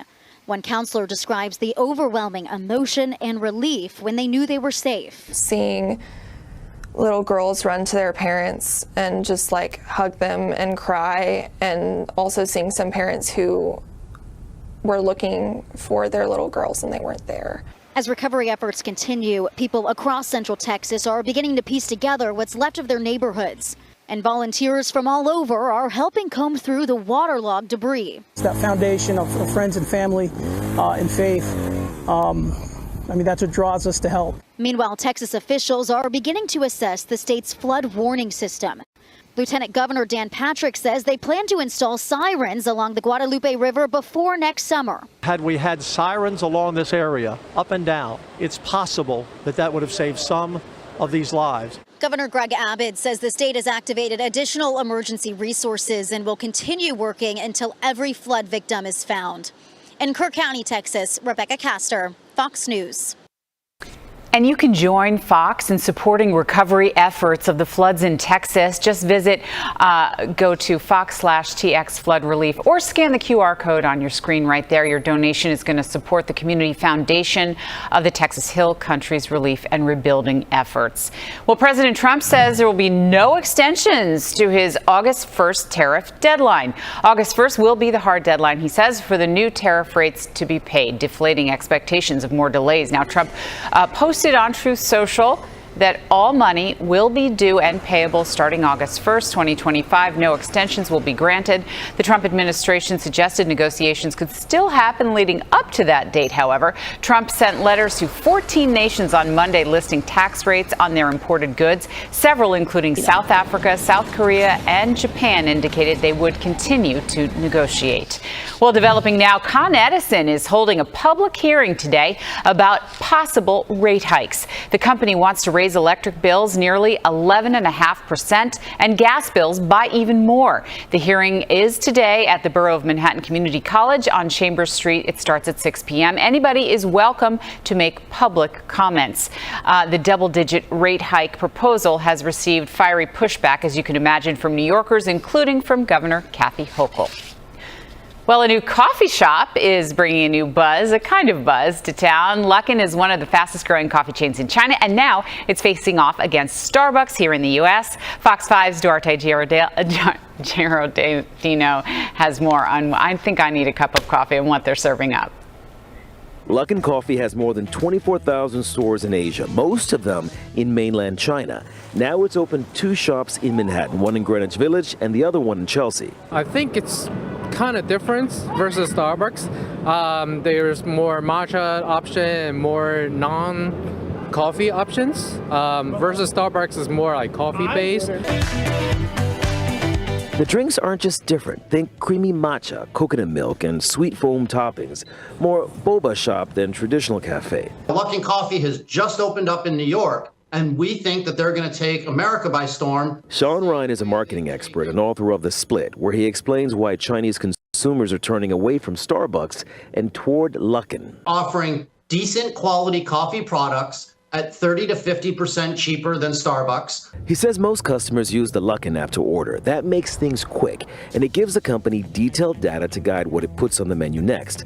Luckin has already become the fastest growing coffee chain in China and a serious rival to Starbucks. Starbucks recently launched a new strategy. They're streamlining their menu, redesigning stores, and trying to get people to stay longer. Luckin provides a decent cup of coffee. It's not luxurious. It's not high-end. If you're a coffee connoisseur, you're probably going to take a sip of their coffee and say, this is not a good cup of joe. And at least for its first few customers in New York, that no-frills strategy seems to be working. So this is the first time you've been to this one? No, it's already second time I went because I really like it, so I came back. In Chelsea, Duarte Giraldino, Fox 5 News. Thanks, Duarte. Well, the marquee outside the Garden makes it official. The New York Knicks are welcoming their new head coach, Mike Brown, in the hopes that he can finally lead this franchise to a championship, something past coaches have not been able to do in the last 50 years. The two-time NBA Coach of the Year was offered the job last week, about a month after the Knicks fell short by losing to the Pacers in the Eastern Conference Finals. It was the first time the team made the Eastern Conference Finals in a quarter century. Mike Brown comes most recently from the Sacramento Kings. Brown led the Kings to a 48-34 record and to the postseason in 2023. He just made his first appearance under the new title. There's a lot of work to be done. We have an outstanding roster. What they did in the playoffs shows their potential. I've had great conversations with all of our players, and I'm looking forward to growing positive, strong relationships with all of them over time. All right, we like the optimism there. The new season for the Knicks is little more than 3 months away. And it's not what you expect to see floating down the Hudson. A giant inflatable pigeon is calling the waterway home. It weighs 700 pounds and is 5 stories high. Why, you might ask? Well, it was launched by the New York City FC, representing the 5-borough flight as many New Yorkers head to New Jersey to attend the FIFA Club World Cup at MetLife Stadium. All right, let's take a live look outside. And joining us now is meteorologist Nick Gregory. It's just sweaty. There's no other word for it. For sure. I mean, with the high temperatures in the 90s and the humidity, as I showed you earlier, Sharon, it's feeling like it's over 100 degrees in most of the area. This will be the hottest day of the week, but the humidity is going to stay, even though we'll cool it down a little over the next couple of days. Severe thunderstorm watch, southwest Connecticut, western Long Island, the city, all of New Jersey, southeastern PA. That's going to go till 9 o'clock tonight. Flood watch goes till early Wednesday morning. That covers just about all of our viewing area as well. Again, some locally heavy rain may happen with these thunderstorms rolling through. This little area is kind of dying out now, so some good news there. But you're going to take a look at the wide view here. You're going to see more showers and storms are firing in central Pennsylvania. And then these, again, will be aiming towards us as time goes along. And we still have, again, a frontal boundary that's off to the west. And until that front kind of passes, again, we're going to be sort of stuck in the muck here with this threat of showers and thunderstorms. So we'll watch that in our forecast now overnight. Futurecast shows those showers and storms coming by. Again, the local heavy rainfall threat till at least 10 or 11 o'clock. Tomorrow, clouds and sun, just like today. A little cooler, mostly mid and upper 80s. But again, there'll be some scattered showers and storms in the afternoon. Not as much coverage as we have in the area for this evening. But tomorrow night into Thursday morning, here we go again. More showers and some thunderstorms. Again, still quite humid. Have to watch out for some local heavy rainfall. And Thursday, much more numerous, off and on probably a chunk of the day, as you see here on our Futurecast. And then we'll have still some more showers and storms Friday. 74 tonight in town, near 70 most suburbs. Watch out for the locally heavy rainfall. Sun and clouds, 87 tomorrow, lower 80s at the coast with showers and storms in the afternoon. Again, humid for both Thursday and Friday, but cooler temperatures in the lower 80s. Showers and storms about. Again, we'll have a thunderstorm risk again Saturday afternoon, mostly north and west. And then again, probably Sunday afternoon. But early next week, we should see some much nicer weather. Sharon? I'm looking forward to it, and it looks like we're in the thick of summer, Nick.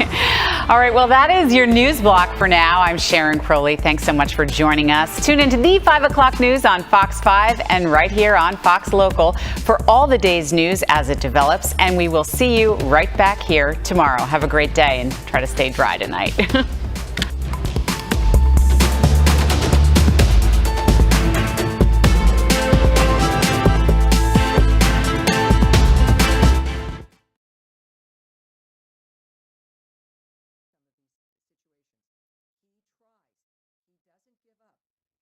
With people, he knows he can persuade people. He knows Vladimir Putin.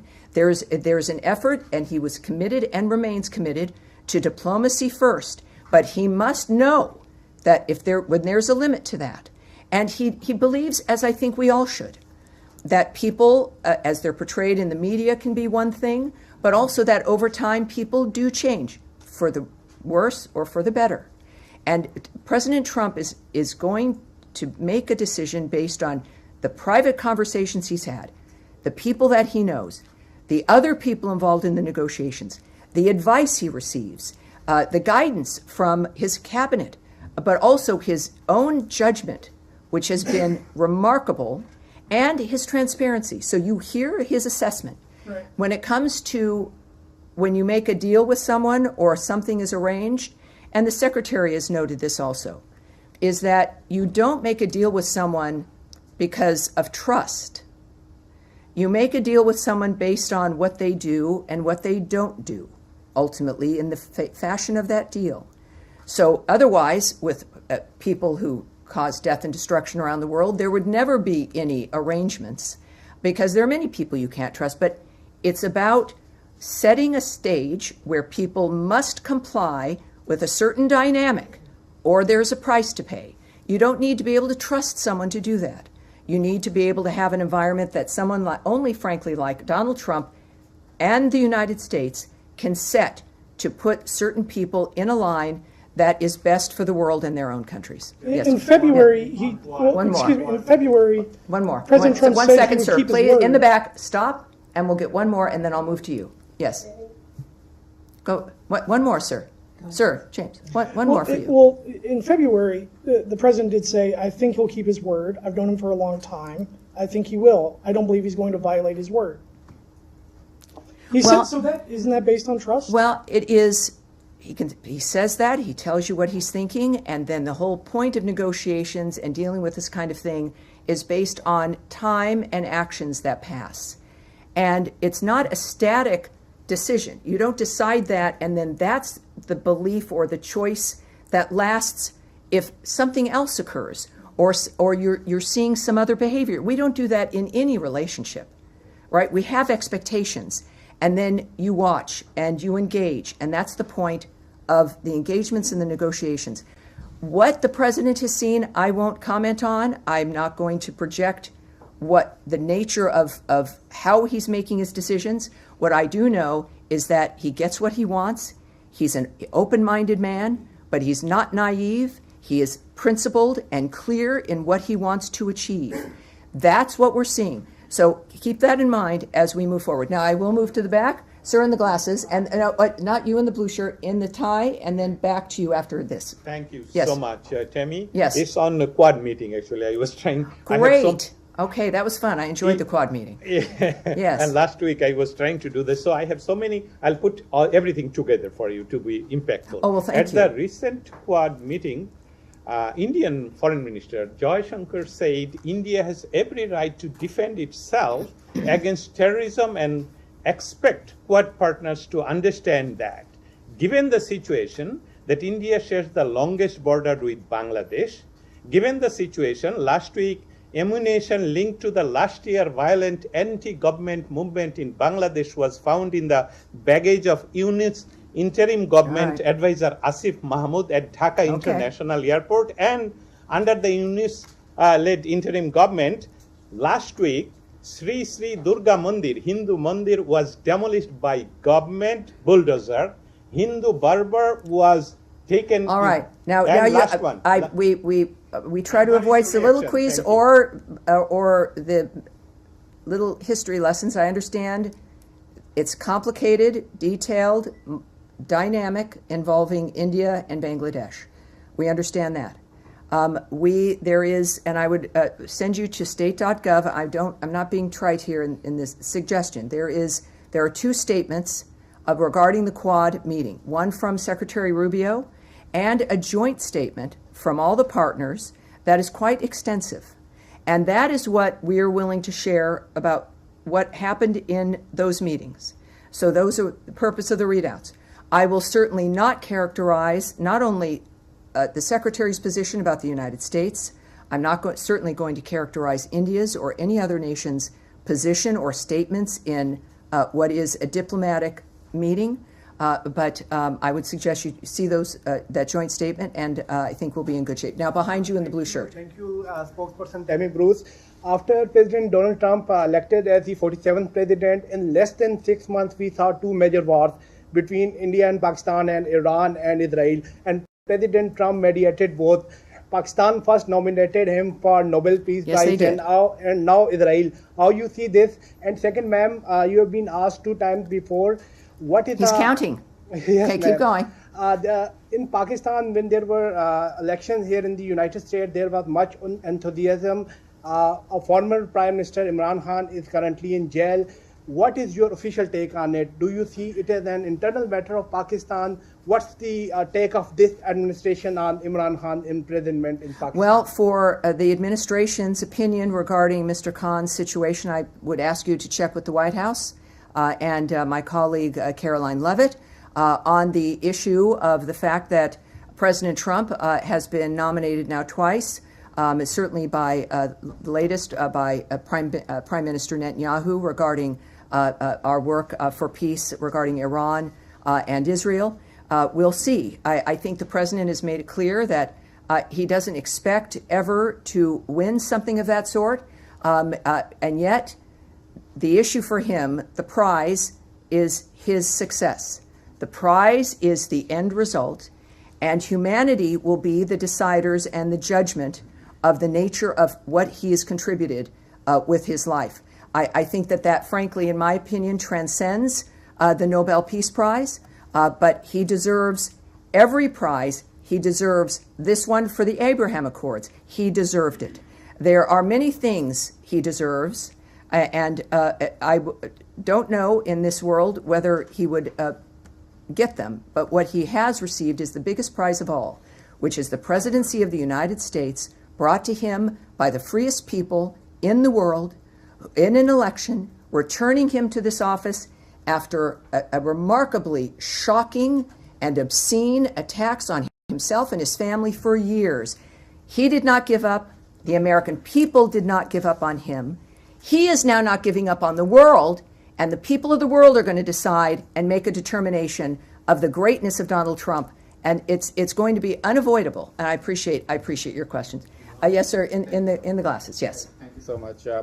After this ceasefire between India and Pakistan, Pakistani government and army chief appreciated the efforts of President Trump and nominated him for the Nobel Peace Prize. But on the other hand, Indian Prime Minister Modi and his cabinet members continuously saying that President Trump has no role in the ceasefire between India and Pakistan. Even Jay Shankar, when he met Secretary Rubio last week, after that meeting, he told media that President Trump has nothing to do with the ceasefire between India and Pakistan. Sure. So what are your thoughts on these lies and rogue behavior of Modi? I think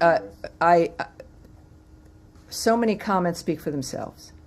That's one of the good news aspects of our modern world, is people can see what's really occurring. You're not reliant on a comment to know what has really happened. The world is playing out in front of us in real time, on big screens and small screens. Everyone will have an opinion. That's an opinion. Some opinions are wrong. Mine rarely are, but other people's opinions can be wrong. But that's what we get to do, is an analyze and judgment. And the fact is that we understand in front of us every day the clarity of what's transpiring in our world. We're the first generation of a couple generations here. So many of you are much younger than I am. Where my generation, perhaps I would say, growing up with a big TV that had the turn dial, and I was the remote control. It was, Tammy, go change the channel. And you change it, you got 4 channels, and the speed, the exponential speed of change of technology, that now I would watch television on my phone that is in my hand, is natural for so many, but it reminds many of us of how quickly things will change, how much information we can get, and the seriousness of making up our own minds when it comes to the things that the world puts upon us. Donald Trump is here to help make that easier and to help use this to make things clear. Secretary Marco Rubio is in the same position. The Vice President of the United States also involved in the negotiations with Pakistan and India.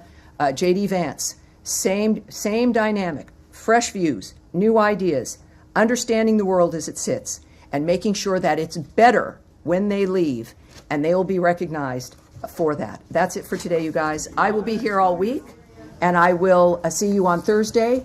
We will get, with many things up in the air, we will keep an eye on state.gov and releases that I put out, and also the President's Truth Social, the Secretary of State's X account.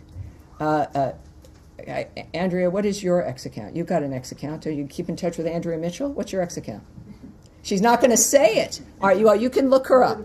And what am I at? State DEPT Spox, SPOX.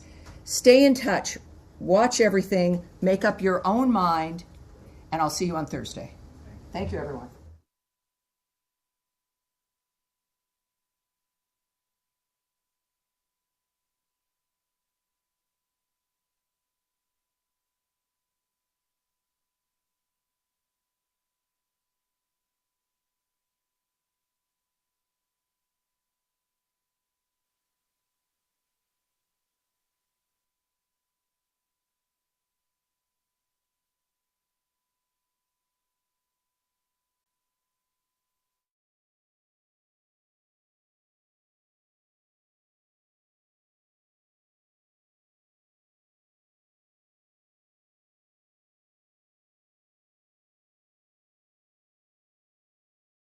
Get in a position, they have a good heart and good good thinking about doing well for the community and the city and the world.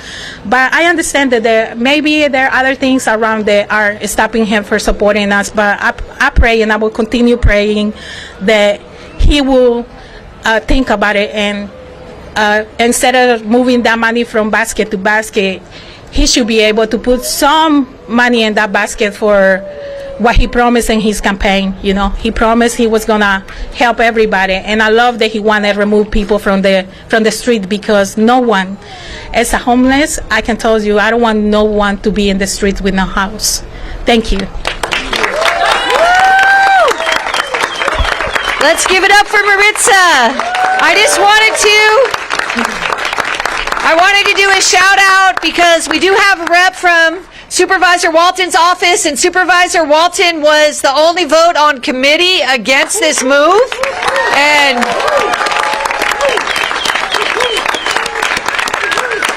we're hoping, we have a lot of hope that the supervisors will really rise to this occasion and vote against subverting the will of the voters. There's been 4,000 letters sent to members of the Board of Supervisors asking them to do just that. 4,000. There's also a petition online. You know, as one of the architects of Prop C, and, you know, we talked to about 100,000 voters in that campaign. And most of the communications happen between unhoused people and housed people. And one of the things we heard back from voters again and again is they said, well, how do we know that they're going to spend the money the way that you're talking about it? And we would say, well, because it's written right in the initiative that they can't change it without a supermajority of the Board of Supervisors. Repeated 100,000 times. Okay, so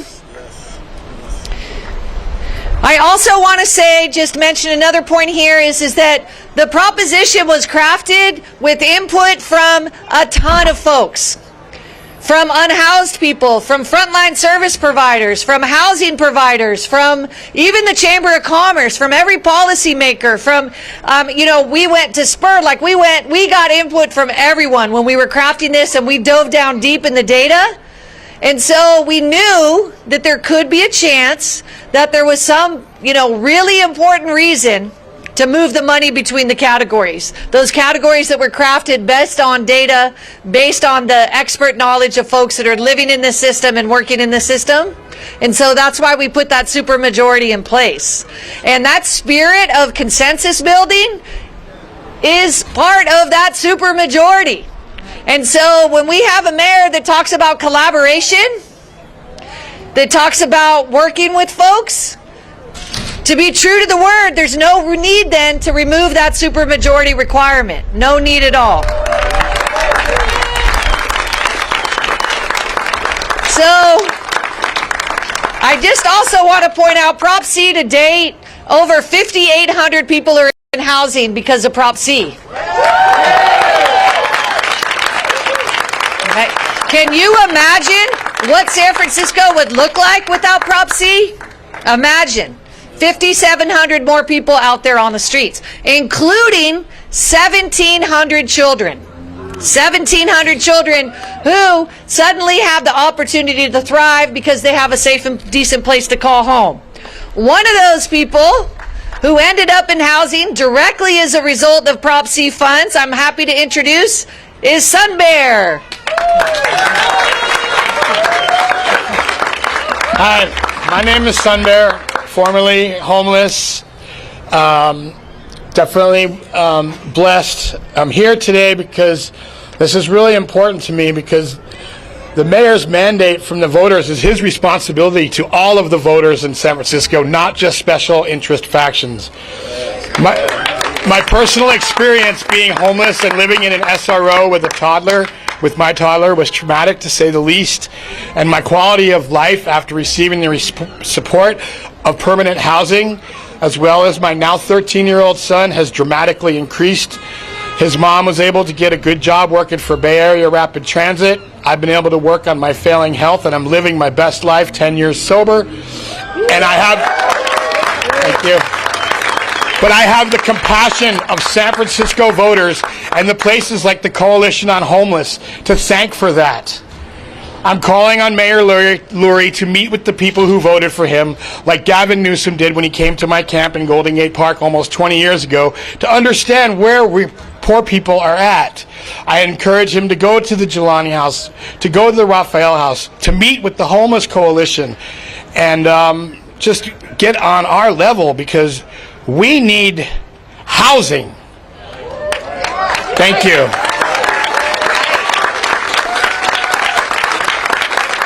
All right, give it up one more time for Sun Bear.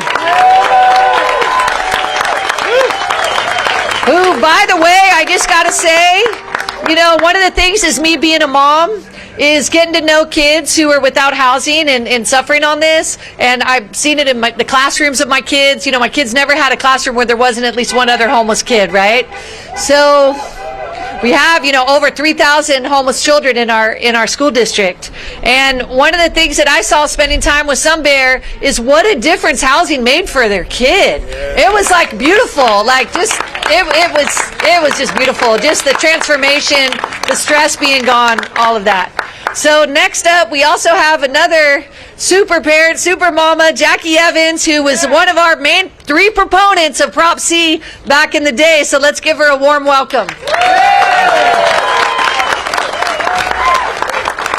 Hello, my name is Jackie, and as one of the proponents, I feel that it would be undue justice if there would be anything taken away from this situation. I started off on a very rough path, and the people who supported me allowed me to sit at a table and create such a magnificent thing that housed me, my children, current children, future children, and to take that away would do an injustice for everybody. At a time when I needed it the most, it allowed me to be more stable and provide more stability for my family, including employment with the Homeless Coalition, which turned out to be a really amazing thing. Taught me how to advocate for myself more, as well as advocating for other people. And I feel like it would be a really injustice if anything would be taken away from that. Thank you.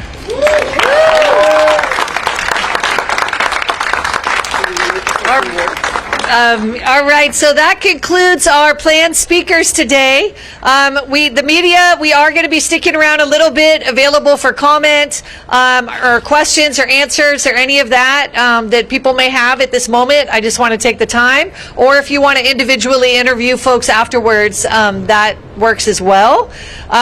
Before we take any questions, though, I just want to mention for everyone who's here, I want to thank everyone for coming again. We are going to be going inside and walking those halls, and the bigger the better, the group, so that the members of the Board of Supervisors, you have to look at our faces, right? If they're going to do us wrong, we're going to try to get them to do right. Okay? And they're going to have to look at us. The full Board of Supervisors meets at 2, so they're all here. They're all in this building. So I'll just pause there and see if there's any questions from the media. Okay. All right. Some interviews afterwards. All right. So I just want to do a little closeout on a unity clap, something that a lot of social justice organizations do, and it represents movement, because Prop C is a movement. And you basically start off slowly clapping, and then go in softly, and then going faster and louder. And I'll be guiding you up here, so everyone wants to participate. Oh wait, before we do that, shout out to former Supervisor Dean Preston, who's also been fighting like hell. All right. All right. Yeah, and thanks again to Supervisor Fielder for being on this. All right.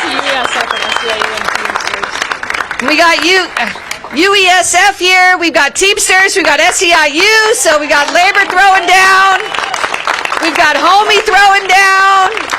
We've got a whole bunch of folks who actually knocked doors during this campaign. I already shouted out HPP, but they're here. I don't know if they were there for that part. All right. Okay, so follow me, you all.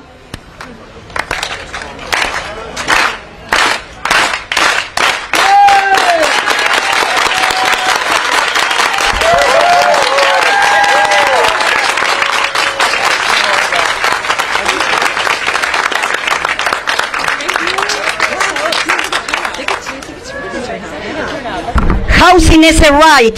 I am a homeless. I was in a shelter for a year. That is insane. We need homes. Homeless or houseless people should not be on the streets. We need housing.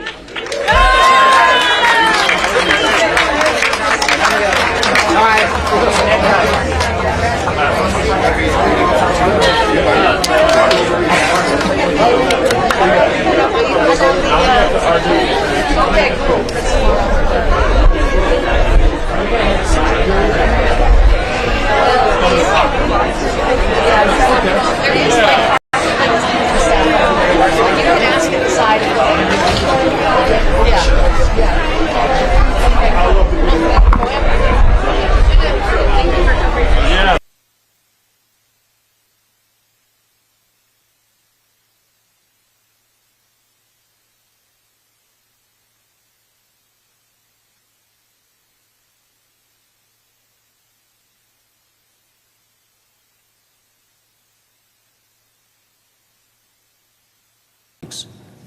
It will haunt them every time a rural hospital closes.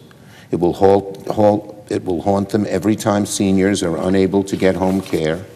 It will haunt them as premiums go up, as the uninsured rate spikes, as kids go hungry, as jobs disappear, as our adversaries grow stronger while America grows weaker. Frankly, many Republicans knew perfectly well their own bill would hurt people back home. Yet, they voted yes anyway. Why? Simply because they're afraid. It's simple to answer that.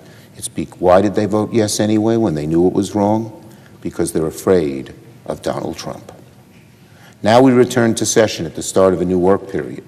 Very soon, Senate Republicans are expected to bring to the floor, at Donald Trump's behest, a so-called rescissions package that will gut critical investments in public broadcasting and weaken America's standing abroad, on a simple majority vote, not the 60 votes required traditionally as appropriation bills move forward.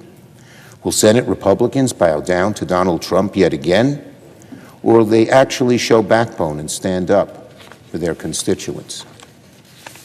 These investments were negotiated on a bipartisan basis between Democrats and Republicans as part of the government funding process.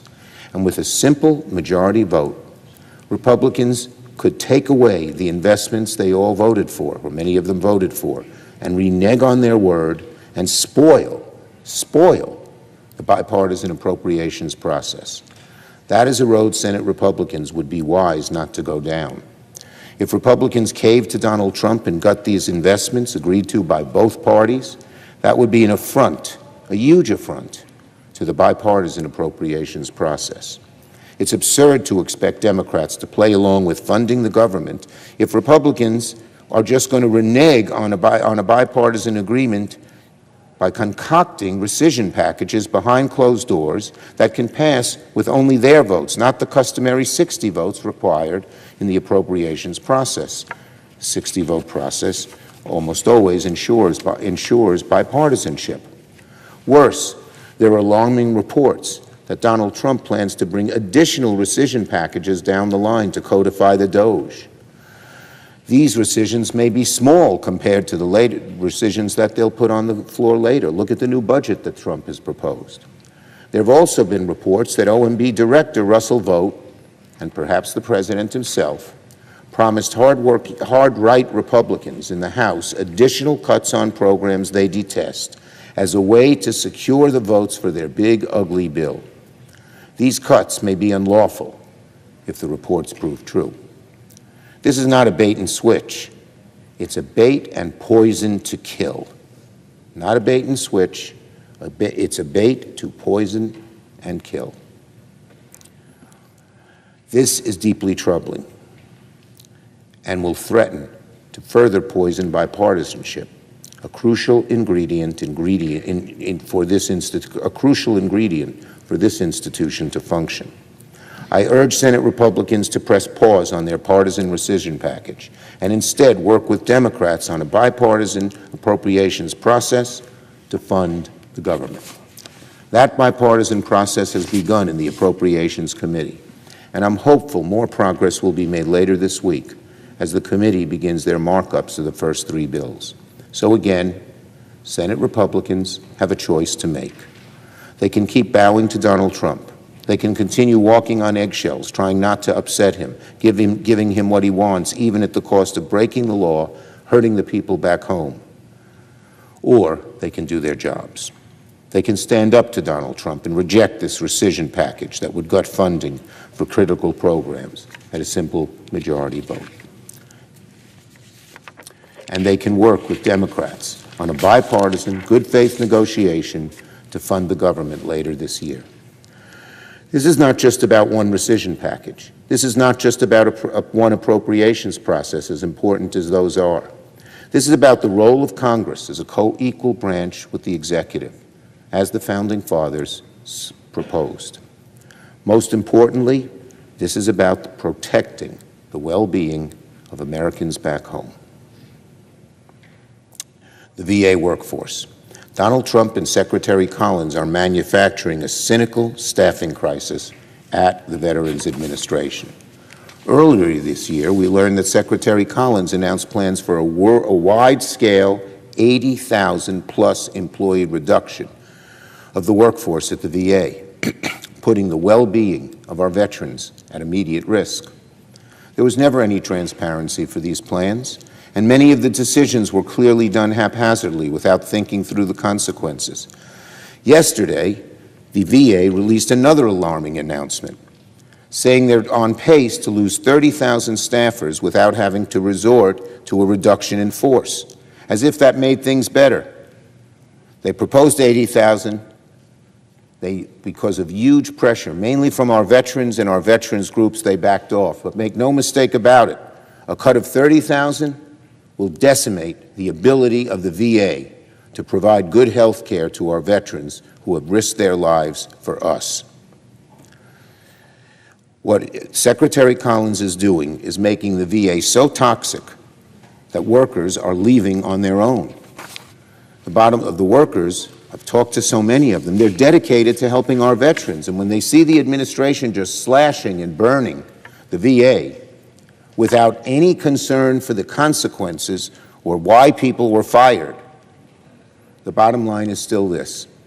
Thanks to Donald Trump and Secretary Collins, tens of thousands of highly skilled workers are exiting the VA, and our veterans are the ones that suffer. I have heard this from veterans over and over again. One story sticks out in my mind. A woman who served in Afghanistan, got PTSD, was treated at the VA hospital near Buffalo, and then because she saw the dedication of those VA workers, she became an employee. She worked really hard. She was dedicated to the veterans. She knew she could probably make more money in another job. But she got home one Friday night and saw on her computer, "You're riffed," which means you're fired, with no reason why and not even a chance to come back into the office and pick the mementos that she had there with pictures of her loved ones.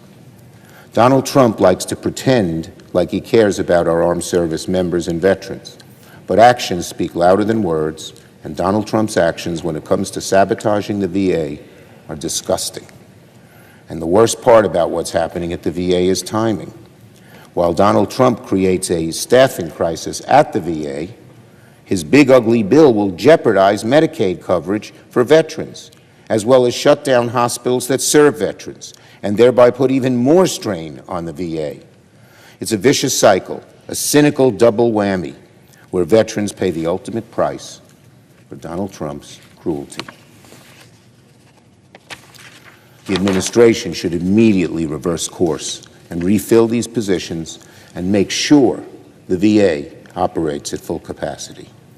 And finally, on the nomination of Bedford to the FAA. Later this evening, Senate Republicans will vote to advance Donald Trump's nominee to lead the FAA, Brian Bedford. To say that Mr. Bedford is a deeply flawed nominee would be putting it mildly. Throughout his career as an airline executive and during his hearing, Mr. Bedford has shown a callous disregard for the 1,500-hour rule and even refused to commit to protecting the rule if confirmed. I worked long and hard with the families of Flight 3407 years ago to establish the 1,500-hour rule after they lost all their loved ones on a tragic plane crash that occurred on a winter's night in western New York. They have worked so hard, and they are so proud of their accomplishments. In the face of unspeakable loss, they work relentlessly to change America's aviation laws, to prevent a tragedy like that happened to their family. Today, the 1,500-hour rule is the gold standard for pilot training. So affirming the 1,500-hour rule should be the easiest thing in the world for someone nominated to see the FAA, to oversee the FAA. But Mr. Bedford failed again and again to do so. Weakening the 1,500-hour rule is dangerous and could cost lives. With aviation safety top of mind, Americans don't want pilots with less training, which will happen if the 1,500-hour rule were not extended, or repealed, or not enforced. Americans don't want the FAA weakening safety standards, but I fear that is precisely what Mr. Bedford will do. Weaken the 1,500-hour rule, weaken safety standards, and prioritize profits over passenger safety. The American people deserve far better than an FAA administrator who isn't fully committed to their safety. The Senate should reject Mr. Bedford's nomination. Yield the floor. Note the absence of a quorum. We'll call the roll. Ms. Also-Brooks.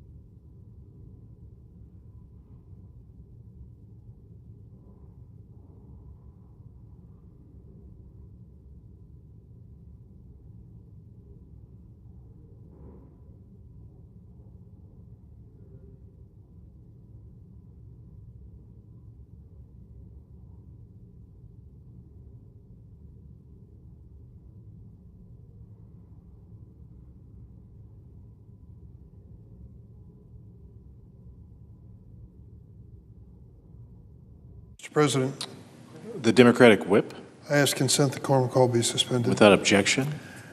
Mr. President, summer camp is a great memory for so many of us. We think about the good times we had at the right moment in life with a lot of friends, learning the basics of swimming and archery and target shooting and other things, camping out, memories you carry for a lifetime. Wonderful memories. A rite of passage for many individuals and many families. A family tradition passed on to younger siblings and ultimately to our own children and grandchildren. So many images in our minds over the last several days after the tragedy that occurred in Central Texas. I know I speak for millions of Americans when I say we're heartbroken over the flash floods that devastated Central Texas this past weekend. Early Friday morning, while most were fast asleep, a foot of rain fell onto Texas Hill Country. This deluge flowed into the Guadalupe River, causing it to rise by 26 feet in 45 minutes. 26 feet in 45 minutes. Near the Guadalupe, a girls' sleepaway camp, Camp Mystic, which had been there for 99 years, was all but destroyed by the floods. Already that camp has confirmed that 27 of their campers and counselors died in that flood. 27. I send my deepest condolences to the families and loved ones of those campers and counselors. Tragically, the flooding in Texas continues to take lives. More than 100 people have perished. That number is expected to grow, sadly, in the coming days. In the midst of this disaster, I'm heartened by the kindness and courage shown by the first responders and volunteers. 20 separate agencies at every level of government have come together to help save lives. At Camp Mystic, counselors, many of whom had just graduated from high school, risked their own lives to save younger campers. We'll never forget that bravery. This disaster has impacted people of both political faith, Republicans and Democrats, and independents as well. I want to say this, and I say this on reflection of my career in the House and the Senate. I have never, to my knowledge, never voted against disaster assistance for people in other states in my home state of Illinois. There, but for the grace of God, go my people that I represent. And I would hope that the Senate and the House would stand together, Democrats and Republicans, and say we're going to be there for the victims of this disaster. I pray that we find the missing loved ones and that we take the necessary steps to stop another tragedy like this from occurring. Mr. President, I ask that the following statement be placed as a separate part in the record. Without objection. Thank you, Mr. President. Mr. President, this weekend, across the country, we observe our nation's 249th Independence Day, a day intended to celebrate a government of, by, and for the people, in Lincoln's words. But this Independence Day was anything but a celebration in one respect.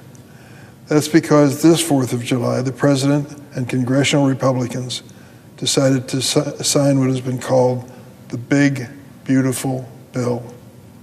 And in so doing, they retreated from the values that our founders etched into the Declaration that all men are created equal, not just the wealthy and well-connected. Americans across this nation overwhelmingly oppose this bill, and for good reason.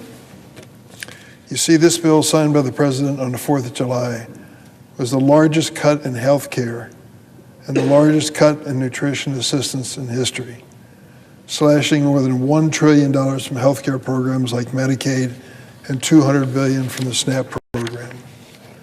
17 million Americans will lose their health insurance. Health insurance premiums will rise for another 20 million Americans. 3 million people will have food taken off the table, including kids, seniors, and veterans. I can't understand the celebration of the facts that I've just read. I've heard misstatements. One misstatement was, don't worry, the people who will be taken off Medicare will be the illegal immigrants. They're not eligible for Medicaid, and they are certainly not in that calculation of 17 million Americans. Why do we do these things? Why would any government do these things to so many innocent people? In this case, very simply, to give tax breaks to the wealthiest Americans and the biggest corporations. Richest Americans will be seeing $400,000 more in tax cuts in their pockets every year because of this legislation. I don't know how their lifestyle, if you're a millionaire or something like that, and you get a tax break of $400,000, what does that money do to change your life? Well, I can tell you this. One thing that'll change your life forever is to face a dramatic medical challenge in your family and not have health insurance to cover you. I've been there, and I've lived through that. It's something you never wish on anyone, and yet 17 million Americans, unfortunately, will lose their health insurance under this bill, the big, beautiful bill signed by President Trump. Despite a last-ditch effort, there was a failing attempt at buying votes and pretending to care about rural areas like my area of downstate Illinois. More than 300 rural hospitals and 500 nursing homes may be forced to close by these cutbacks in Medicaid. That's because this big, beautiful bill cripples the Medicaid program that keeps our rural hospitals and their communities afloat. That includes HSHS, St. Francis Hospital in Litchfield, Illinois, where Medicaid pays for 53% of the hospitalizations. St. Mary's Hospital in Centralia, Illinois, where Medicaid pays for 42% of the hospitalizations. And OSF St. Clair Hospital in Princeton, Illinois, where Medicaid covers 45% of hospitalizations. The administrators in these hospitals have warned us this could be the breaking point. Many of these hospitals barely survive, barely keep their doors open. Now all these hospitals, already operating in the margins, may face impossible decisions to scale back services. For what? To pay for tax breaks to the wealthiest people in this country. Aside from the hospital, this bill will also have a major consequence on American energy. I commend to my colleagues and those who are following this debate today's New York Times and an article by Thomas Friedman. He talks about the impact on energy from the decisions made by the signing of this bill. This bill kills solar, wind, and EV tax credits enjoyed by companies and consumers alike, all but ceding the future of electricity to China and risking billions of dollars of investments in renewable energy, ironically, mostly in Republican states. And while working families grapple with the consequences of this cut, they're going to see the family home expenses increase by $1,000 a year. Utility bills are going up because of this bill. This bill signed by the president, the big, beautiful bill. The Chicago Tribune recently shared a story of Isaiah Rogers, a 61-year-old man who lives in the West Pullman neighborhood in Chicago. Several years ago, Isaiah was diagnosed with type 2 diabetes. As a result of his diagnosis, he's not been able to return to his job, trimming trees, and he's been working in small side jobs. Medicaid pays for Isaiah's doctor's visits and his insulin. A single father without a high school degree, Isaiah is concerned that the bill's cuts and changes to Medicaid will result in his losing his health coverage. And if Isaiah loses Medicaid, he'll no longer be able to afford his insulin and other medications. He may face a diabetic complication or coma, or even suffer a stroke. What will that mean to his 12-year-old son? It's unconscionable to think that the other party would pull the plug on life-saving health coverage and deny food to our most needy children. But that's exactly what they voted for and celebrated on July 4th. As Republicans moved this mega bill through Congress, Democrats did our best in the minority to push back. Over the course of 27 hours, Senate Democrats forced votes on many amendments to put Republicans on notice and show their constituents what their real positions are on issues. It was the longest votorama in the history of the Senate.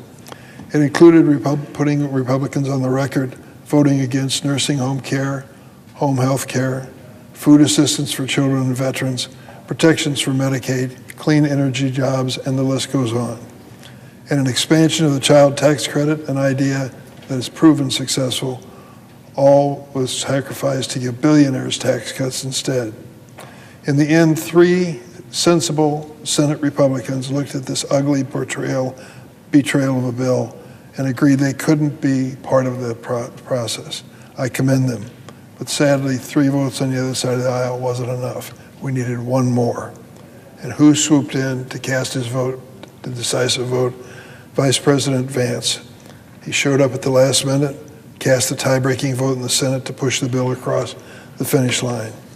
A few short years ago, then Vice President Harris broke a tie in this chamber to pass the largest climate investment bill in history and to lower prescription drug prices for millions of Americans. What a sharp contrast. This Vice President cast the deciding vote that will be painful for so many families across America. We could have done so much more and so much better for this people of this nation. That's the difference in priorities. In politics, it basically boils down to whose side are you on. As the effects of this bill take shape and slither their way through our communities, my Republican colleagues will have to look their constituents in the eye and explain their votes. They'll have to explain to the farmer who now must drive an additional 50 miles to the nearest hospital why they had to shut the community hospital doors. They'll have to explain to the grandmother in a nursing home why her care is being slimmed down or eliminated because of cutbacks in Medicaid. They'll have to explain to the young mother preparing to have her baby why there's no longer a maternity ward in her county. This bill flies in the face of American values that we celebrate on 4th of July and everything we stand for. The other party has a lot of explaining to do, and the American people are going to face the consequences. I yield the floor. Roll. Ms. Alsor-Brooks.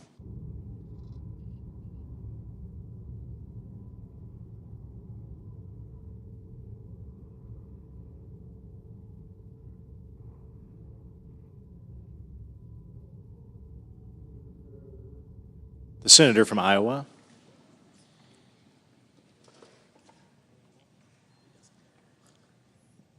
One of my favorite The Senate subjects is in a quorum call. ask that the quorum call be lifted. Without objection. Today, I'd like to address a whistleblower complaint that I received the morning before Emil Beauvais' nomination hearing. That's the complaint that was given to the New York Times for them to report on it the very same morning as the hearing. One group has publicly accused this chairman of the Judiciary Committee of undermining that whistleblower. That group also said, quote, "I used to be a champion of whistleblowers," end of quote. Then the whistleblower and his lawyers took part in a political hit piece on my handling of this situation. And so now, my Democratic colleagues have all of a sudden found whistleblowers to be of benefit to them. Let me be absolutely clear. I appreciate the whistleblower's disclosure being sent to my office. My door is open to anyone, but that doesn't mean that I'm going to jump at every allegation in a way that some may want this senator to do. So let me respond with a very short history lesson. Last Congress, during the Biden administration, I worked to protect many whistleblowers, as I have throughout my Senate career. I recall with pride the work that I did during the Reagan administration with Department of Defense whistleblowers. In some cases, my whistleblower work never sees the light of day because the situation demands non-public attention. In other cases, publicity is required. In my efforts to protect the IRS whistleblowers who came forward during the previous administration, my Democrat colleagues didn't join me.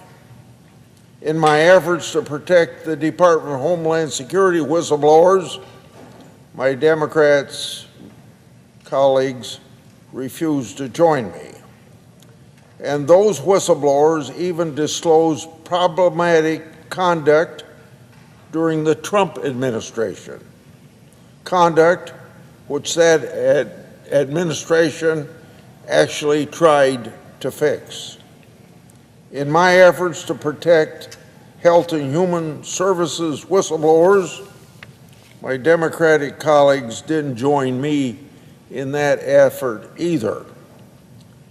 Last year, I hosted 2 oversight roundtables, one on the Biden administration's failure to protect unaccompanied children from trafficking, another on the Biden administration's failure to collect DNA at the border, resulting in Americans being subjected to senseless crimes from illegals.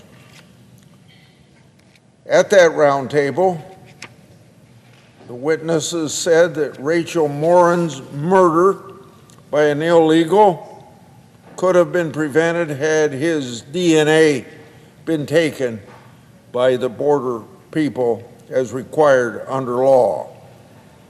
At both of these roundtables, my whistleblowers testified.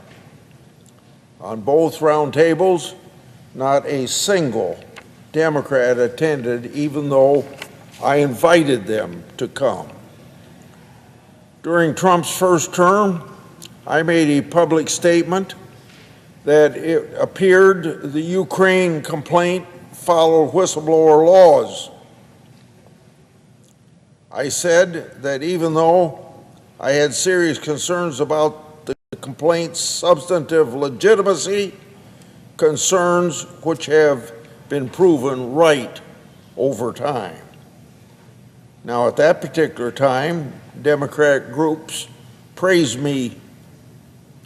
During Trump's first term, I investigated Russian collusion. Then Ranking Member Feinstein joined me in that effort. We and our staffs interviewed Donald Trump Jr. and other Republicans. As we found out, there was nothing there. And what ended up happening is the exposure of the Clinton campaign and Democratic National Committee paying for the fake Steele dossier. Yet, with overwhelming evidence of Biden family corruption, my Democrat colleagues didn't do any investigation of that matter. And when I say overwhelming, I made bank records public proving the case, and it was still crickets from the other side.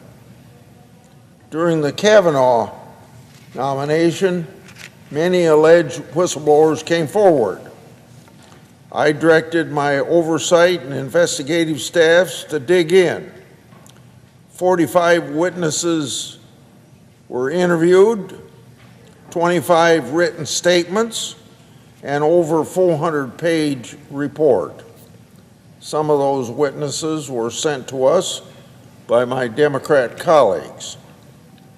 The conclusion of that: no evidence to support the allegations that were brought forward against Kavanaugh. Indeed, what ended up happening were several criminal referrals for felonious lies from these same witnesses.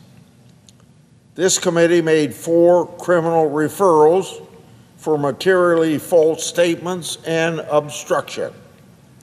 2 of these four referrals also included criminal conspiracy.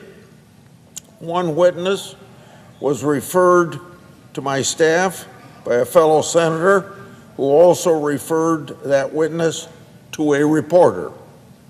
That witness's information was used to question Kavanaugh under oath.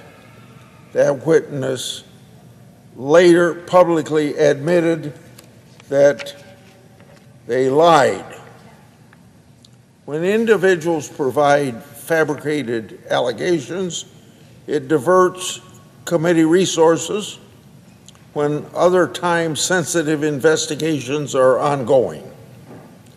Resources were diverted away from whistleblowers to handle the Kavanaugh matter. Such conduct impedes the Senate's work. During Kavanaugh, my investigative staff spent hours, days, and many weeks investigating one claim after another. So on the matter, getting back to the matter I opened with, Amos Beauvais, my first question to him at a public hearing was directly about the whistleblower complaint that my staff received the very single day before the hearing. So the nominee, Mr. Beauvais, denied the allegations under oath. The Deputy Attorney General has denied the allegations publicly. 2 high-level principals have made outright denials publicly. The whistleblower also signed papers acknowledging the Justice Department had complied with court orders. So right now, that's the state of the play. Every day, my office receives many whistleblower cases. My investigative staff studies them and run down the facts. There are many government employees who need help.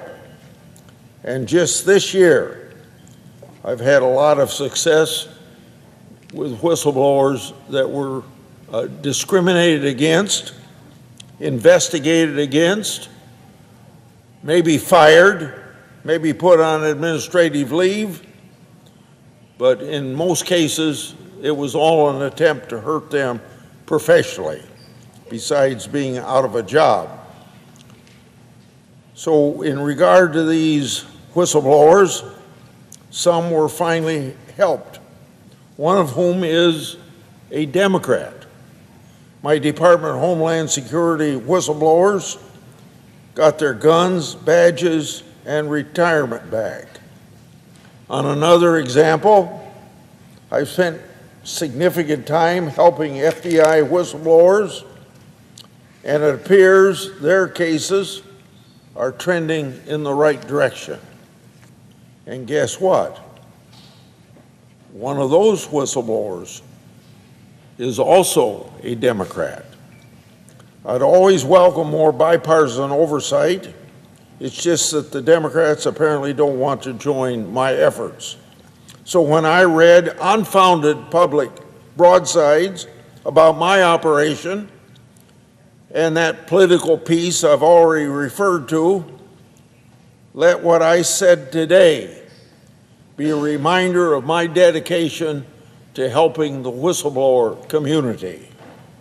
And let me also remind everyone that sometimes what I do to protect whistleblowers is non-public, as it should be.